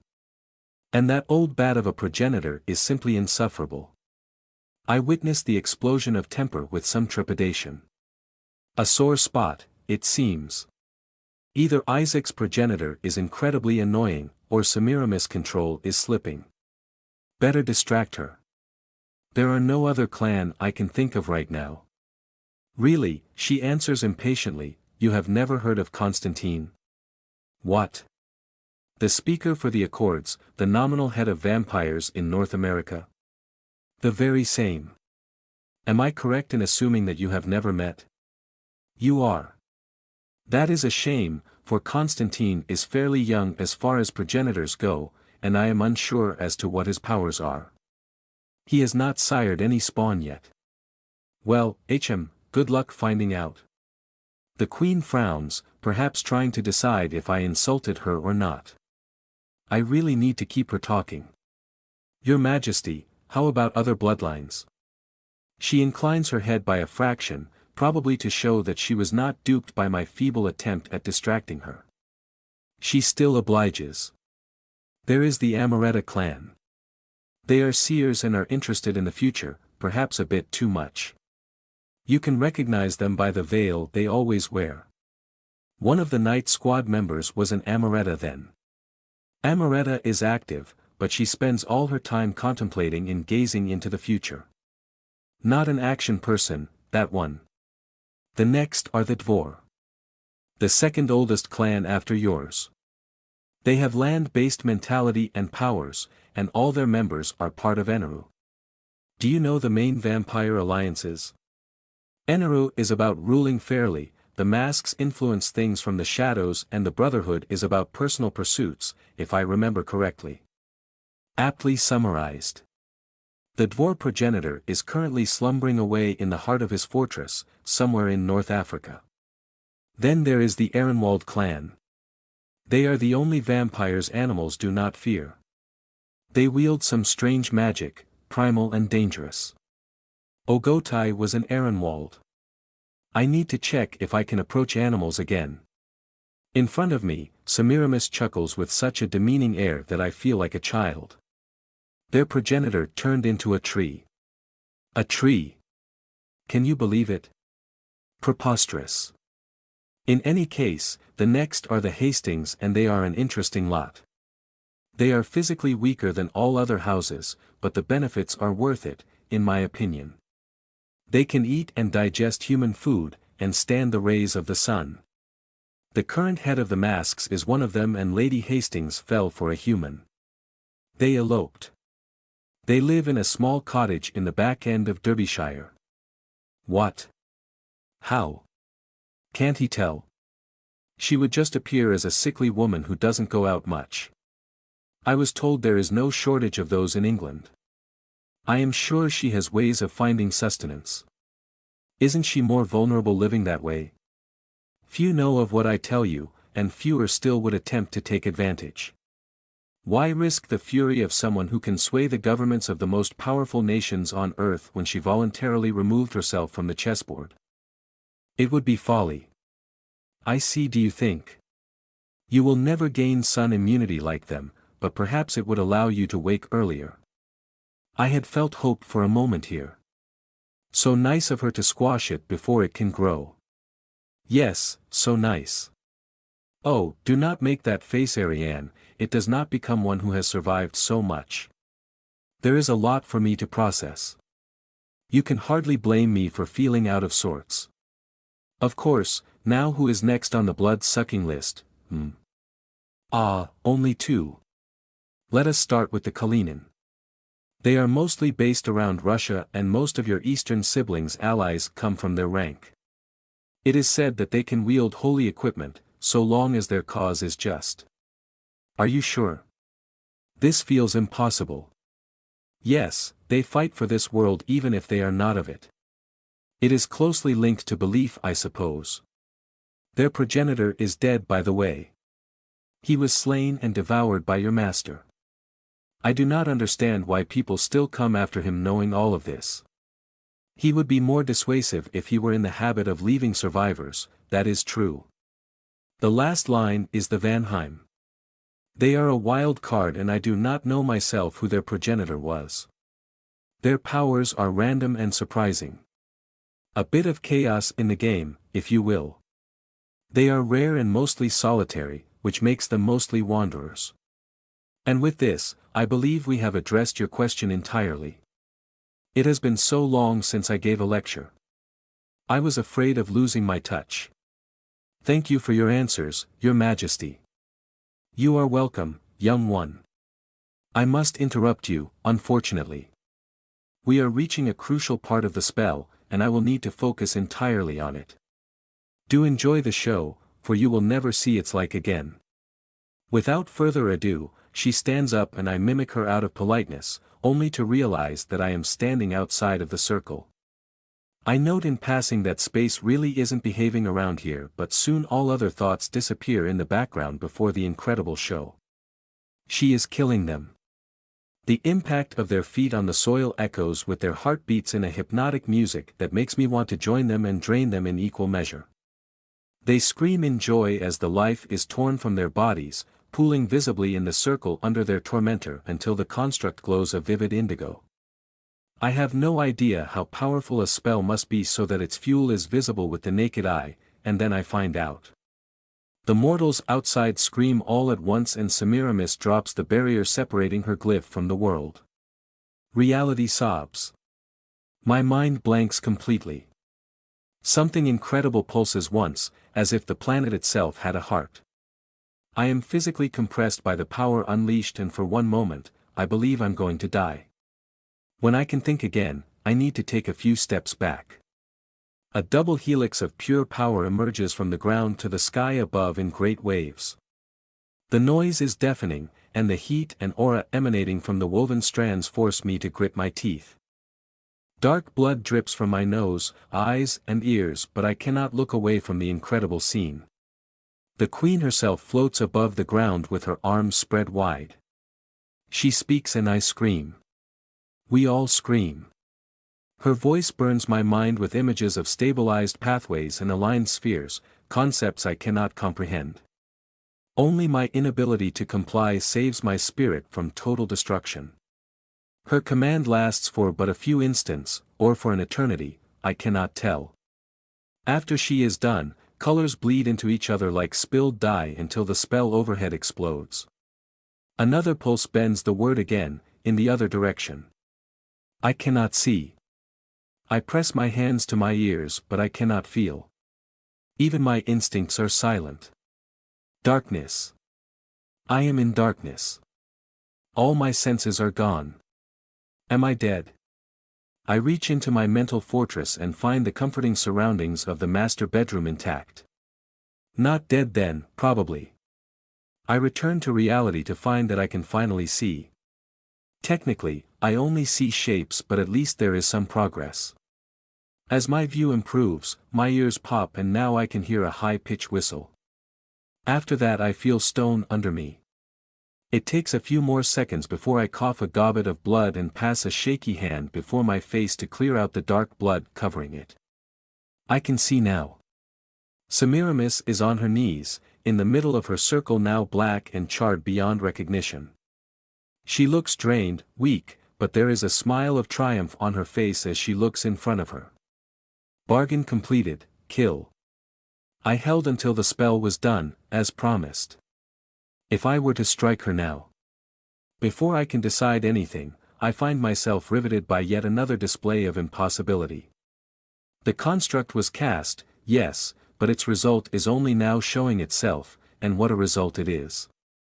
In the heart of the veil, human forms are strewn around like broken puppets. Some of them move weakly while a majority are clearly dead. At the center of the first circle of now deceased dancers, the world is broken. It is as if someone had brought a knife to a painting. In the background, we are still in Illinois. In the foreground, like seen through cracks in an opaque window, an endless desert of gray and pink stone spreads as far as the eye can see. Jagged spikes emerge from the ground under a sky of dusty blue while pale lichen clings to life under some round rocks. The sun bleeds an angry red, casting strange shadows on our side's grass. For a second, I fear I would disintegrate under the waning light, but nothing happens. The foreign star's rays leave my flesh alone. Fascinated by this glimpse of another world, I almost missed the patter of heavy appendages on sandy ground, and so I am surprised when something comes into view. There is life there, and it is terrifying. A herd of strange creatures trots forward from behind a larger shard of stone. A colder part of me reflects that they probably belong to the same species but with different purposes, like ants perhaps, or wasps. The vampire side reflects that those are clearly predators, competition, while the purely Aryan part can only think one thing. What in the 7 circles of hell is that unholy pile of abomination? What sick god gave birth to those horrors? There are 3 types of beings. The first is the smallest and more numerous. They hover above their kin like a malevolent swarm.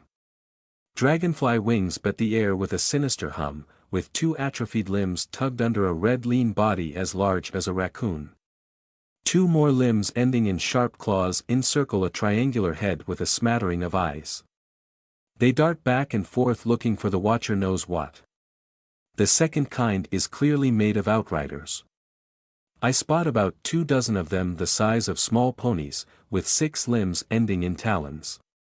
They are as red as their brethren, but their face has only 2 eyes and a pair of pincers.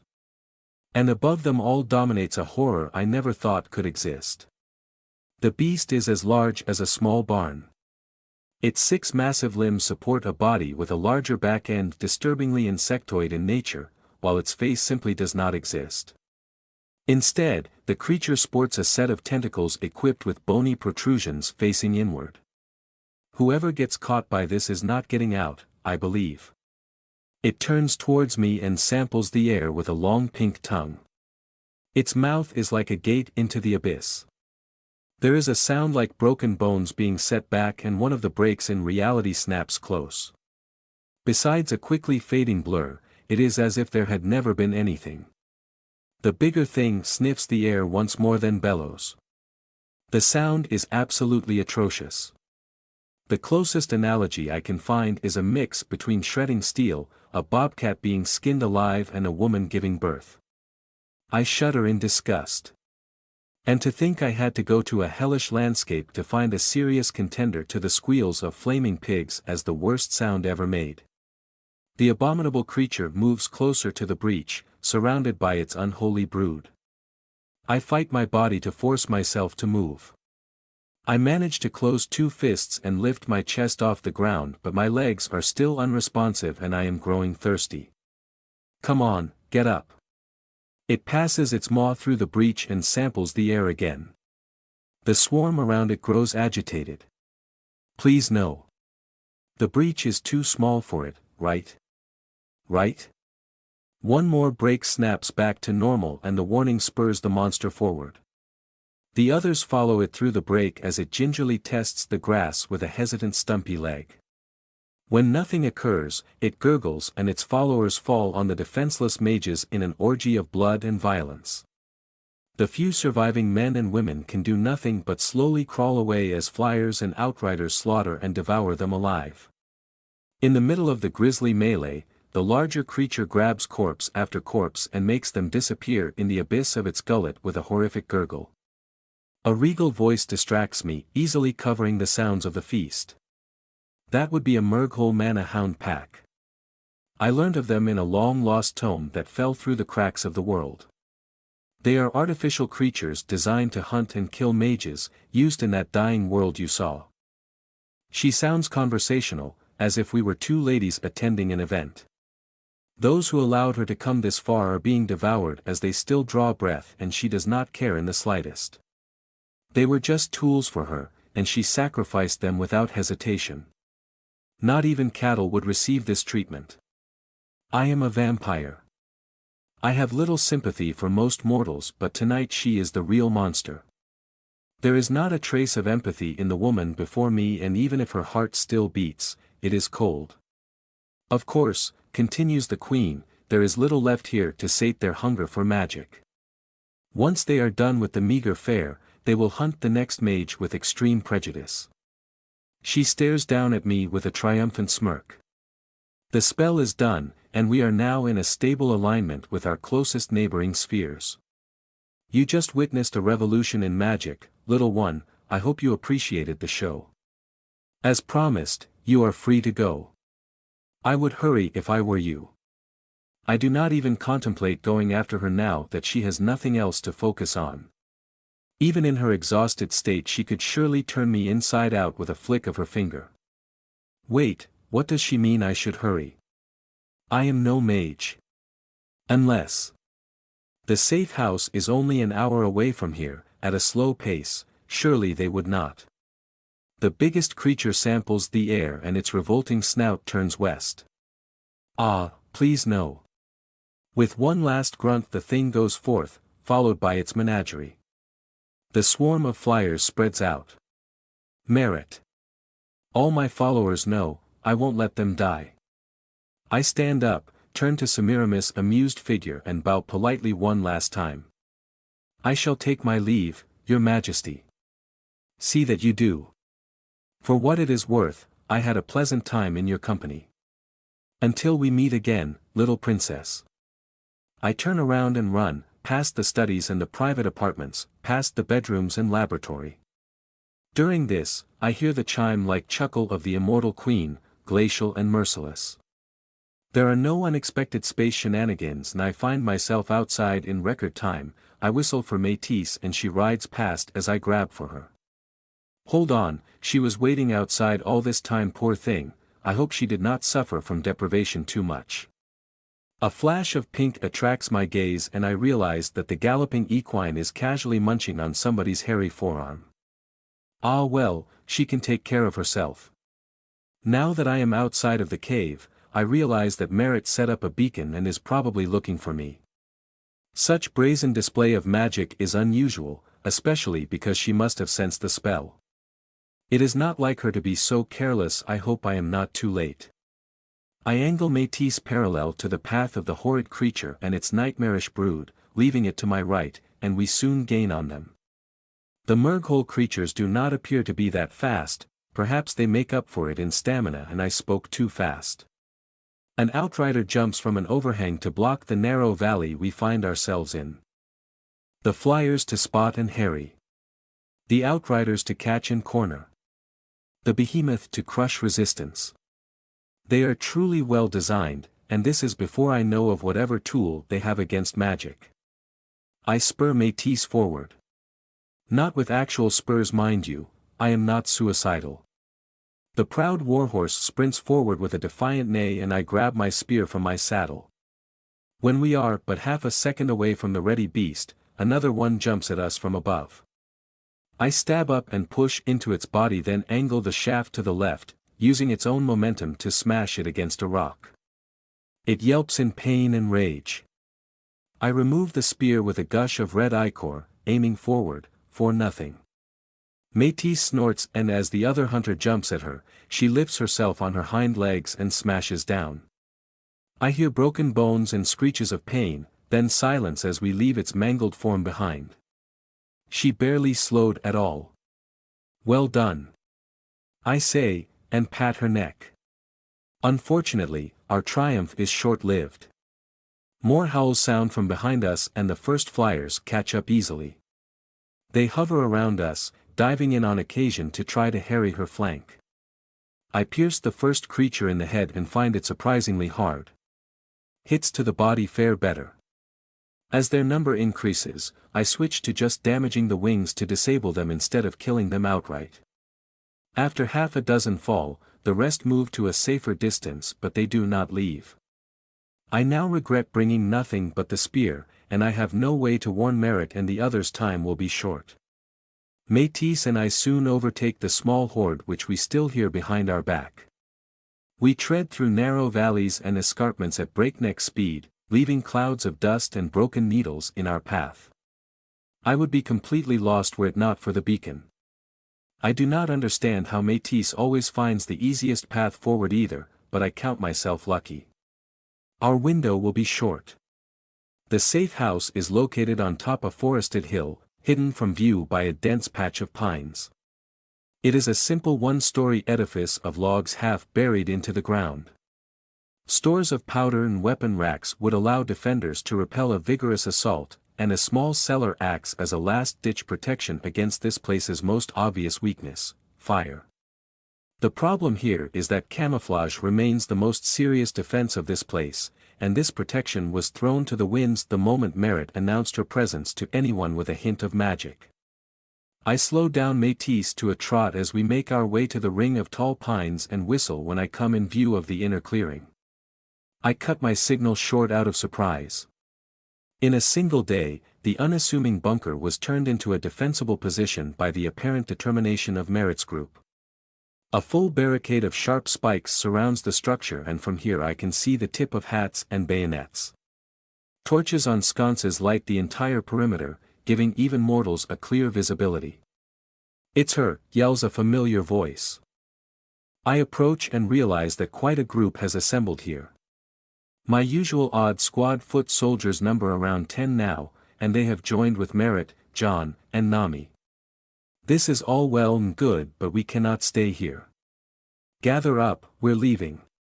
There are monsters coming and they are after mages. Merit, hop on your horse, we will need to drive them away from the main group, then break off. What monsters are we talking about exactly? Asks Nami with a frustrated voice. They're called mana hounds, but I don't know what they can do. No one has faced them on Earth yet. What did you just say? She answers with surprise. It's a long story, and... Are you sure nobody has faced one before? She asks with a widening, insane smile. No one ever. We would be the first. Oh. Oh no. All the remaining mortals, a dozen people including Merit, gather around us to witness our untimely argument. I frown at Nami's display. Our arrangement is clear. She may be my elder and a master, but as long as the year of service is not ended, I remain in charge. This has worked so far in part due to my lax approach to the service and our friendly relationship. That is why I did not expect insubordination from her, not at this time. I hiss softly, baring my fangs to her alone. You said those monsters hunted mages? Asks Merit with a hint of worry. I turn my attention away from Nami, who only seems amused by my display. I'll show her later. Focus, Ari. Ignore the thirst. Yes. Do not use spells. You will be fine, we will ride on Métis and... What happens if I do run? Will they stop at some point? Before sunrise? If they lose us, will they go for the nearest mage after me? I don't know if you run. What if they go after my kids? Ah. Yes, her children. They already have an aura, even though they cannot use it yet. Merit realizes that I know very little about the beasts when I do not reply. What if they rampage through the countryside unchecked? Can they reproduce? David King, whom I bought and released and who joined the squad, comes forth as well.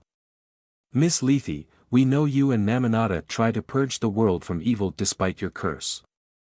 We will help you on this and, God willing, we will end this scourge before it can cause harm to the population. The other members of the squad nod in approval, white, black and native united in purpose around God apparently. When did that happen? Did I create a new order of Gabriel? An order of Ariane, so to speak. In the background, John's simple smile is unerring. If I say we leave, he is the only one who will obey without complaint. Mistaking my intention, he frowns in an attempt to show he is serious. The ghastly result could send a prison warden running. I shoot for you, Miss Lethe, he adds while waving around the heavily modified wolf slayer. The ominous crossbow looks like a normal-sized weapon in his hands, meaning it would be otherwise mounted as a fixed piece of artillery on some castle wall. I sigh in resignation. I have been outvoted. Me, the supposed vampire master of Marquette. Ah well. I pat Métis, dismount and jump over the barricade and pass between the group to the armory below, adding as I go. Fair enough then, I'll get changed. Keep your eyes peeled for flying horrors and breaking trees. I rush into the main room currently covered in sleeping bags and personal effects, to a corner where my own gear lays. I change into my most heavily armored gown, with an enchanted heart protector, add a knife belt, 2 pistols, and a long dagger made after Jimena's gift but without the enchantments. I also pick up my spear, my rifle, and a mining powder charge which I place in a bag at my back. A knock on the door makes me look up just as I am done loading and priming the last firearm. "Come in." John enters and closes the door behind him with measured movements, just as I told him to do after he broke too many pieces of furniture back in the dream. He looks at me with shyness, so I ask. "What is it, John?" "Ms. Nami said you were too thirsty. She said you need a bit of blood. I want to help. I consider." They are both right, of course, but I have always considered John to be in the list of people I would not drink from. According to my own set of rules, I cannot take the blood from people I am currently cooperating with, supplicants before the deal and children. I hesitate. Is an offering the same? Ms. Nami said if you say no, if you are hurt later then you will lose control and take blood anyway. She says you have a choice now, but you won't later. That is fairly accurate, and yet. I say, why you don't want my blood? Is my blood bad because I'm dumb? What? No, that's not true at all. Somehow, I find the big oaf endearing. I do not want a follower to suffer needlessly. He is mine. Then take blood and help protect Marquette. I help too. I will always help.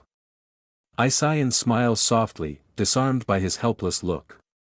Denying him would feel like kicking the world's ugliest puppy.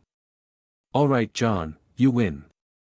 The man extends his wrist and I realize that there is a small logistical issue with feeding this time. His wrists are as big as my leg. 5 minutes and a painful jaw later, I come out of the cabin fed, armed and feeling like a brand new woman. The troop gathers around me, covered in weapons and primed for bloodshed. I feel a bit of pride at the sight. They are here because of what I built over the past 2 decades. Time for a plan, and as those things go, easier is usually better when we have so little time to prepare. Alright, listen up. Those are magic hunting creatures, so merit, don't throw magic at them, keep the beacon going until they find us, then switch to guns. Now, there are 3 kinds of monsters. The first is small, flying ones, don't shoot them unless you're sure of your shot. Let Nami and me handle them, and if they attack you stab them in the chest, not the head. The next is big hound-like creatures the size of small ponies. Those are your priority, use everything you can to stop them from overwhelming us. Finally, the pack is led by a huge creature the size of a small barn, do not get close to its tentacle mouth and let Nami and I handle the close-quarter fighting. That is all. You two get inside and grab all the muskets we have and load them. The rest, take your positions and good luck, everyone. I turn around and take position at the tip of the barricade line. Behind me, mutters erupt in the group. Tentacle mouth. Did I hear that right? Welcome to the party, lads. A few seconds later I turn around when Nami leans on the earthwork beside me. How are you feeling, Ariane? I have never seen you so out of sorts. Is there a worse danger that you have not mentioned yet? No, nothing in the short term at least. Are you hurt then? No. I came to a terrible realization concerning my condition. Ah yes, 'tis terrible indeed to be a virgin at your age. Excuse me. Naminata nods knowingly, trying to act mature. It is laughable, though I appreciate the effort. That is what. Why do you argue? I sputter. First of all, I am not a virgin. Are you referring to what Lord Nirari did to you? Yes. Really? Did you have anything of what I listed just now? No. How did this conversation start anyway? I have never felt so out of control in 2 decades. You don't take a lover because you want your first time to be special, yes? Your first time making love. Ahem, is this the right time to? It is. Answer me. Yes. But. See. Virgin. We remain silent for a few moments after that, but Nami is not done. Do you want to talk about what makes you sad, my lovely little virgin? I will hit you. Ah, better. Now you are finally yourself. I am always myself. I appreciate your attempts to distract me, Nami. There is just a lot for me to think about, and that is not related to my sex life. Thank you very much. Then do it some other time. Come on, we are the first to face those creatures on Earth. And one of them is as big as an elephant, if you are not exaggerating. Don't you feel some measure of excitement? This is the hunt of a century. Vampires everywhere will envy us this prize. Let go of what you cannot control and embrace what you are, for this is our way. Yes. Yes, of course you are right. I shall enjoy the moment, for who knows what tomorrow is made of. Thank you, Nami. Ruling the city taught me to see the greater picture, and now I need to learn when to focus on the details. Tonight, we hunt. That's the spirit. I call dibs on the big one. Not a chance. We continue our friendly banter for a moment, and I find that I bet $20 with her that I would fell their alpha. In a few minutes though, the drone of flyers interrupts us. Merit, drop the beacon and help us reload. All of you hold fire, I yell as I take one of the 5 muskets King dropped by my side. Soon enough, the first scout enters the halo of torchlights surrounding our camp. Aim, shoot, switch musket. The first creature falls into the trees with its sternum turned into a smoking mess. Aim, shoot, switch musket. Merit is by my side reloading with mechanical precision. Fearless, this one. Aim, shoot, switch musket. Nami takes a shot as well and gets one in the wings. Should have spent more time at the firing range, though I suppose I should be grateful she learnt it all. Aim, shoot, switch musket. By then, several flyers are zipping around us and the baying of hounds grows closer. Nami switches to her pistol and takes down one creature that had drifted a bit too close. Aim, shoot, switch to the Talleyrand rifle. The first hound steps into the light and howls with a nightmarish sound. Hold. I scream, though the gasps of fear and surprise suggest they would have hesitated. Aim, shoot, switch to a pistol. 2 other hounds join the first one. Fire at will. The crack of muskets and clouds of spent powder fill the air. 2 of the hounds fall immediately, pierced by numerous bullets. The odd squad is well trained, and at this distance, they won't miss. The third one yelps but still charges forward. 4 other hounds enter the fray as we switch weapons and shoot as fast as possible. I empty my remaining pistol into a flyer and send knife after knife into glittering wings. All the remaining scouts descend upon us just as the first outrider jumps over the barricade. Nami is already there. She stabs up and into its brain with her spear, before throwing the twitching corpse on the ground. Her war cry rouses the rest of us and we throw ourselves at the creatures with fury. The thrill of battle takes me and I rush into the melee. Screams of pain from humans and beasts merge into a glorious din. Fight with the sentinels. Lead them to carnage. I dance from group to group, slicing necks and appendages with my dagger to help and save wherever I can, while Nami focuses on taking out the hounds in innovative and exotic ways. Despite my efforts, one of my men is already bleeding out from a missing throat and one of the creek is holding his scratched face and bleeding eye. Faster. The thirst returns as I force myself to move in long sequences. The last scout falls to the ground and I turn to see a hound savage a bearded man on the ground as the hermit stabs it repeatedly. I grab the creature's maw and force it open. It yelps first in surprise, then in pain as I break its jaw. Savage. You do not know savagery. I will show you. I claw its eyes off and stab into its brain. Die. Then I dodge a flying piece of wood. The brood leader is here.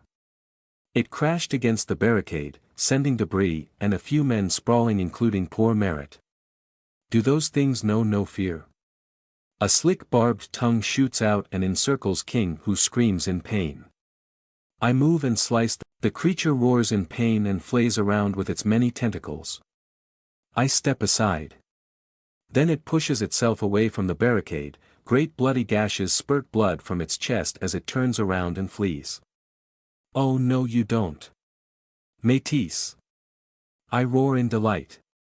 The charger gallops from the tree line and I jump on her when she goes by. The behemoth crushes its way through trees with surprising deftness. Useless. We ride after it. Nami is rushing as well. I will not lose. Trophy. We gallop after it, following the path of devastation it left behind. Stumps and splintered trunks litter the ground, and great tracks were raked through the undergrowth. A blind man could follow this. In no time I catch the creature. Métis weaves through pines and rocks in the wooded valley, over ridges and down narrow paths full of pebbles and vegetation with a supernaturally sure foot. At the same time, I harry the creature's flanks, but the spear now works against me. Its reach is long, but it has two prongs used to keep boars away, or in this case house-sized tentacular abominations. It also prevents me from stabbing deep enough to inflict critical damage now. I dare not move on top of it in case I fail to cause a mortal wound and get hurt as a result. Nami does not share my concerns. As we reach a clearing, she jumps on the hound's back and runs to its head before stabbing down where the brain is supposed to be. Her own pike digs at least halfway through the creature. Nami's triumphant expression turns dismayed when the behemoth screeches to a halt and smashes the shaft with a slimy appendage. I smile and take my own secret weapon from the bag on my back. Why bother precision when you can blow everything up? Those are the words I live by. I light the powder charge's fuse and jump off Métis' back, right in front of the brood leader's maw. Hey, ya ugly bastard! I scream, channeling my inner loath. It extends its tentacles and for one precious instant, its gaping maw is uncovered. My timing is impeccable and the sparkling herald of military engineering disappears in the creature's gullet. You're dead now, prey. I dance away from the reaching appendages and turn my back to it, crossing glance with a stunned Nami. The charge explodes. With one last whine, the creature falls. I win. With class and pyrotechnics, as it should be. I smile smugly and address the loser of tonight's competition. Ha, right down the ha. The creature spasms and projectile vomits a disgusting soup of saliva, blood, bile and half-digested body parts that covers me completely. For one precious second, the valley is perfectly silent, then it begins. It starts with a long drawn-out yelp of incredulity, then chuckles that quickly turn into a full-belly laugh. Naminata runs out of breath and needs long, winded respirations to keep cackling her ass off while I sigh in defeat and remove gnawed fingers from my hair. Métis snorts, bends down to pick up a severed tentacle and trots off into the night. Traitor! 'Tis truly your glorious victory, fearless leader, she manages to say between hiccups of hilarity, best $20 I have ever spent. I find myself smiling at the absurdity of it all. Here I am, ankles deep in eldritch gastric fluid, wondering what it means to have no soul while my friend is mocking me, and my horse just fled with a snack. I raise my gaze to the watcher and feel the same tacit approval and comforting presence as before. I have been through a lot of unfair things, and I will certainly face even more desperate battles in the future, and that is fine. It should not prevent me from smiling now. Nami interrupts my musings. Have I mentioned that we ran out of water at the safe house? Never mind. Someone please just stab me in the heart. September 4th, 1833, Marquette. I awake in the darkness. As usual. I slide the sarcophagus lid open and make a note to oil the hinges. The blasted thing already looks too much like a coffin, no need to have it creak ominously. The secured room I am in is bare, except for a survival bag, a dagger, and a single lantern. I light it and let its yellow glare shed light on the bricks around me. This is my haven. It only has 2 exits. One of them leads to a side street and cannot be opened from the outside, while the other leads to my bedroom's hearth back inside the dream via a small vertical shaft. I follow it and unlock the passage, checking for heartbeats. I detect no mortal, though Nami's polite aura warns me of her presence. My bedroom is almost cluttered with prizes and mementos now, so much that I had to send a few paintings to storage. I have portraits of Sinead and his bride hidden away for safety reasons, as well as a few sketches of the Queen I made from memory. I wouldn't want anybody to see those. Portraits of others are displayed openly, and in the center is a special gift for Loth which I will finish soon. Nami already picked her favorite rendition of herself, a nude unsurprisingly. She is beautiful in a lithe and dangerous way, and painting her would have been a real pleasure if it were not for her constant teasing. The muse herself is currently looking out to the many roofs of Marquette. She wears a simple white shift that leaves her shoulder bare. The muscles there and on her back are toned and give her a fierce touch, like those Amazons I read about. Tonight, she is in an unusually contemplative mood and I join her in silence. She smells of vampire and fresh sex and I notice that her hair is mussed. Ah! I will leave tonight. I nod in silence, marking my understanding. She is a wanderer at heart, and I am even surprised that she stayed here for so long. You know, you are an unexpectedly competent city master. We econ have difficulties living in towns we do not control. The masters there usually require a degree of reliability that we are not always willing to provide. It is in our nature to come and go where the wind will lead us, not to sign contracts for years of service against a fixed compensation. You were kind to let me travel when I asked for it. Such leeway is rarely granted. I see us more as friends and you as my guest, as you know. It was a pleasure to have you and I hope our paths meet again. It will, I am sure of it. Please make sure you do not die, yes. I promise to do my very best. She hugs me and I awkwardly pat her back. I am not very tactile to start with, not anymore, and the feeling of her erect nipples against my own chest is a bit, well, too intimate. We exchange a few more sentences, mostly me making sure that she has everything she needs before she leaves. There are no emotional farewells like when I left Loth behind. We do not have that kind of relationship. After I see her off from the dream's inner court with John by my side, one of the girls comes to me with a message, a terse note by Merritt's hand requiring my presence at the living quarters. On my way there, I come across a detachment of the Home Guard back from practice. The Home Guard is one of my ideas, though perhaps not one of the best. Following the Black Hawk War, increasing concern over security has led a group of local women to form a defense committee with the explicit purpose of arming and training themselves. It was made clear that they would never form an actual militia or be deployed, but only be able to defend themselves against roving bands of marauders, hence the name Home Guard. The initiative was mostly ridiculed by Marquette's gentry and male citizenry until they called for my support. I knew that getting approval from the local council would be a near impossible task, so I just purchased even more arms from the east and organized the whole thing in a discreet and efficient manner. There were only 24 of them, and I was glad to share my love of ballistics. What was the harm? That was a mistake. After the first few training sessions, the local female gentry marched to the field and lodged a formal complaint about the trainees' behavior, mentioning it was not proper, and that any sort of warfare was under the dominion of men. The wives of Marquette's mining population came to show their support of the guard and shared with the intruders their opinion of propriety and in which exact part of their anatomy the malcontents could shove it. Followed a proper exchange of imprecations and threats that culminated with the intervention of old Marta Hartford, the spouse of a local caravan lead. An otherwise calm and composed woman, she had apparently had enough and unleashed the full might of her expansive insult arsenal. After a good 10 minutes in a maelstrom of curses questioning the interrupting party's beauty, wit, general hygiene, intimate hygiene, sexual preferences, weight, height, ancestry, eating habits, marital status and even species, the poor newcomers had left red-eared and mortified. I noticed that the male population had wisely decided to lay low until the whole thing blew over, proof that frontiersmen's survival instincts are top-notch and their down-to-earth wisdom, unequaled.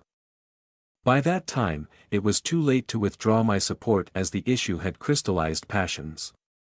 This initiative undid hours of networking effort by Merritt with our more uptight citizens, and she still mentions it 3 months later. I don't believe those old goats would have been of use to us anyway. Who in their right mind would refuse to fire a musket? It is such a relaxing occupation. As for the Home Guard itself, their ranks have swelled to 100 and they are quite motivated. They have become fairly accurate with practice, with most sessions ending in improvised tea parties where they mingle and gossip despite their differences in social status. It's not so bad, really. I only wish Sybil Stenton would stop cackling every time she hits the target's genitals. It is slightly disturbing. Especially because she is such a crack shot. I leave the patrol behind and decide that since I am departing so soon, any major blunder I make now should only be seen as an experiment. They are not even that major anyway. Soon, I reach the mansion used as living quarters for part of my employees. With a recent increase in business, I also use some of the lands next to the colored quarter to expand. As a result, the place is much less crowded and only a few families now occupy it. I get in through the main entrance and into the common room. Irma the housekeeper rears her ugly head through the kitchen door but recognizing me, nods soberly and returns to her business, which should be meat pies if my nose is any indicator. I climb up the step to the master bedroom and politely knock. A red-haired hurricane blows through and out, leaving me with a pile of documents, pamphlets and a childish drawing of what I assume is a cow. "Gotta go keep an eye on tickets, thanks," it proclaims in passing. I feel like life is moving on and leaving me behind.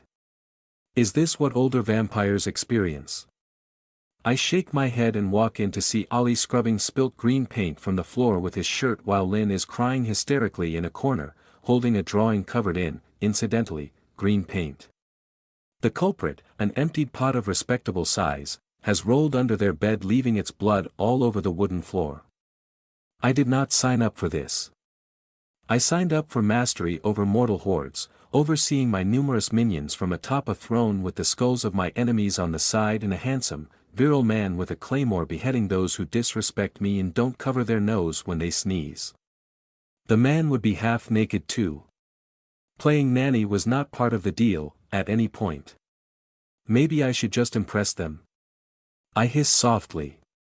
"Aunt Ari, I spilt the paint," says Ollie on the edge of tears as soon as he lifts his eyes. "Cub." I sigh and consider just jumping out the window and running very fast. "I see that, Ollie, it's not too bad. First, we'll get you and your sister cleaned up, then we will see about the room."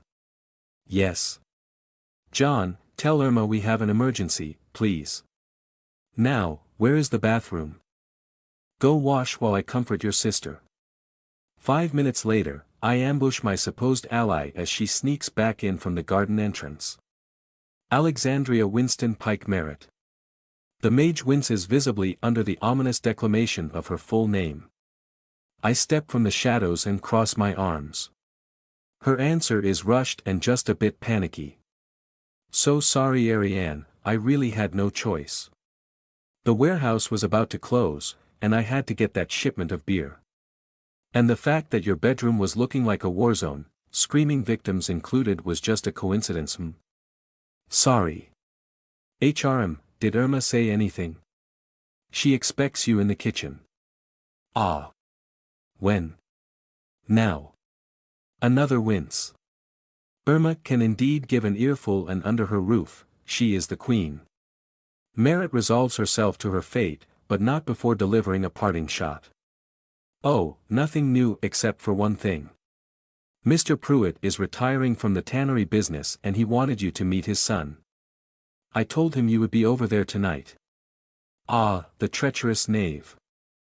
I grab her metaphorical arrow before it can bury itself too deep in my bosom and return it, plus interests. I will go then. Oh, by the way, Lynn asked me for a trumpet for her 12th birthday and I promised her one if she behaved. I will have it delivered before the end of the month. I turn away and leave, hiding my smirk as a desperate voice falls on my uncaring ears. A trumpet? Ariane. That was a joke, right? Ariane. I'm sorry. Wait. Serves her right. I walk to the tannery slowly, because I want to reflect and not at all because the entire workshop and its vicinity smells like a skunk mated with a 3 days dead Wendigo's armpit. Even if I do not breathe, the insidious stench worms its way through my delicate nostrils and my vampire senses carry it in all its pungent glory to my unwilling mind. I need a distraction and the redhead was kind enough to provide one. When Merritt first came here, she was like a cornered animal and her kids were not much better. Now, she seems much happier. She recently finished teaching tools for when Ollie and Lynn come of age and gain the ability to cast. I feel like she has finally settled. I remember her saying that vampire-held towns were black holes where to stay after dark was to invite death, or worse. I would wager that her opinion has changed now that she is confident enough to leave her children with me. I wonder how others do it. Do masks typically let citizens know of their existence? Do the members of Eneru rule like immortal aristocrats? I want to know, and soon, I will. Earlier than I hoped, the tannery comes into scent and view. At the outskirts of town and downwind, the small building houses one of Marquette's less developed, yet still vital industries. I walk into the main building and weave my way through the hanging skins and workstations to the back of the warehouse, where cured leather is stored to be later used in boots, tacks and machinery belts. Goodman Pruitt is bent over a desk, poring over a document while a young man with large droopy eyes stands at attention by his side. It takes a few taps on the old codger's shoulder from his assistant before he realizes he has a guest. He invites me in, and offers me tea and a conversation. Pruitt is a respectable mortal. He started from nothing and made his fortune through hard work and dedication. He also never even entered the dream and is still happily married. He apparently decided to retire and to leave his business to his eldest son. The purpose of the meeting is for the two of us to become acquainted. I am the tannery's second most important customer after the mine consortium, having purchased quite a few cobbler shops where retired girls can find a source of income. It is just one more social call that is a vital part of any business where trust is of utmost importance, and so I carry out my duty with a smile. Staying in touch with mortals is important, they keep us grounded. After half an hour of getting to know each other, I wish the son and his old man their best and invite them to drink at my place sometime, an offer they decline with a blush. Then, I take my leave. I head back to the dream to take part in our next order of business. Someone came up with the idea of a poker tournament and I approved of it. I already allocated funds for the event but the finer points of organization and security are still to be determined. As I enter through the back door, one of the younger kitchen helpers runs to me to deliver a message. The envelope is thick and heavy, and closed with a wax seal bearing the rune of the Rosenthal. Finally.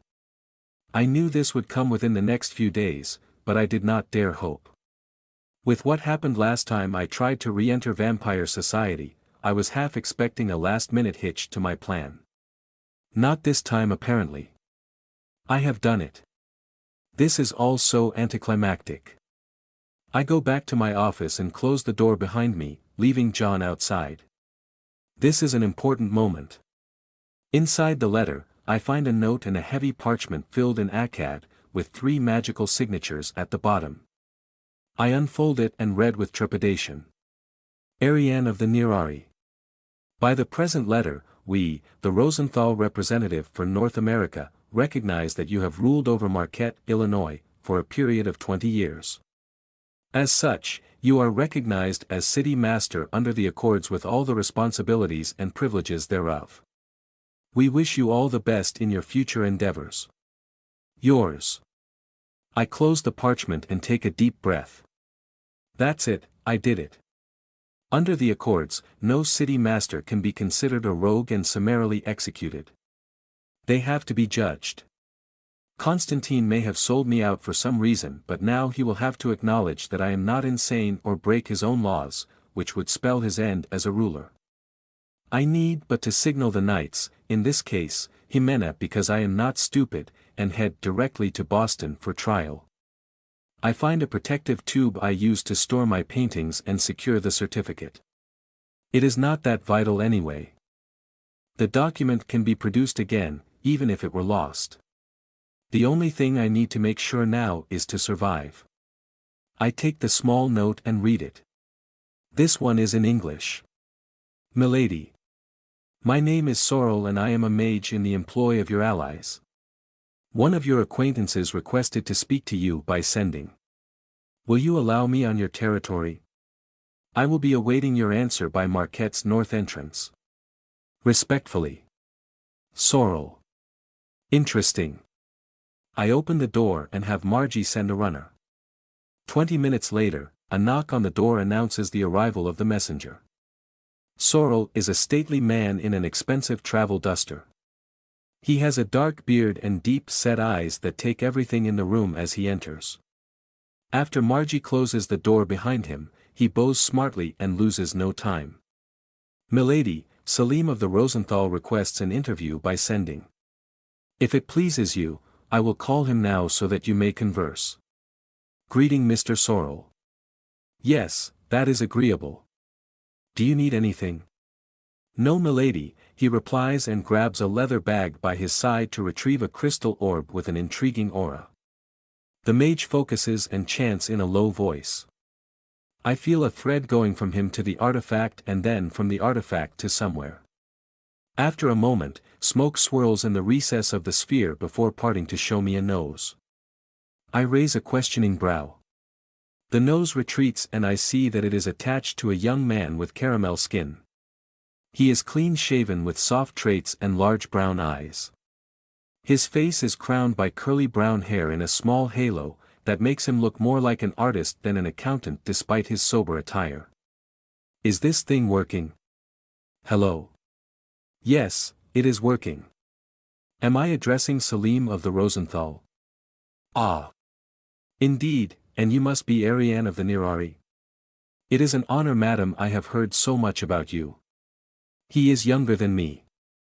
This is not just his candidness. His gestures lack the grace and precision that comes with age for us.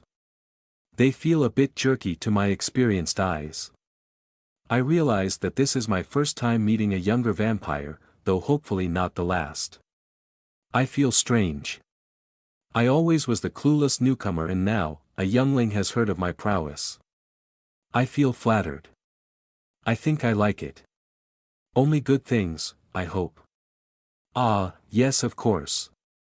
Is it true that you destroyed an entire compound of cultists by using swine set ablaze?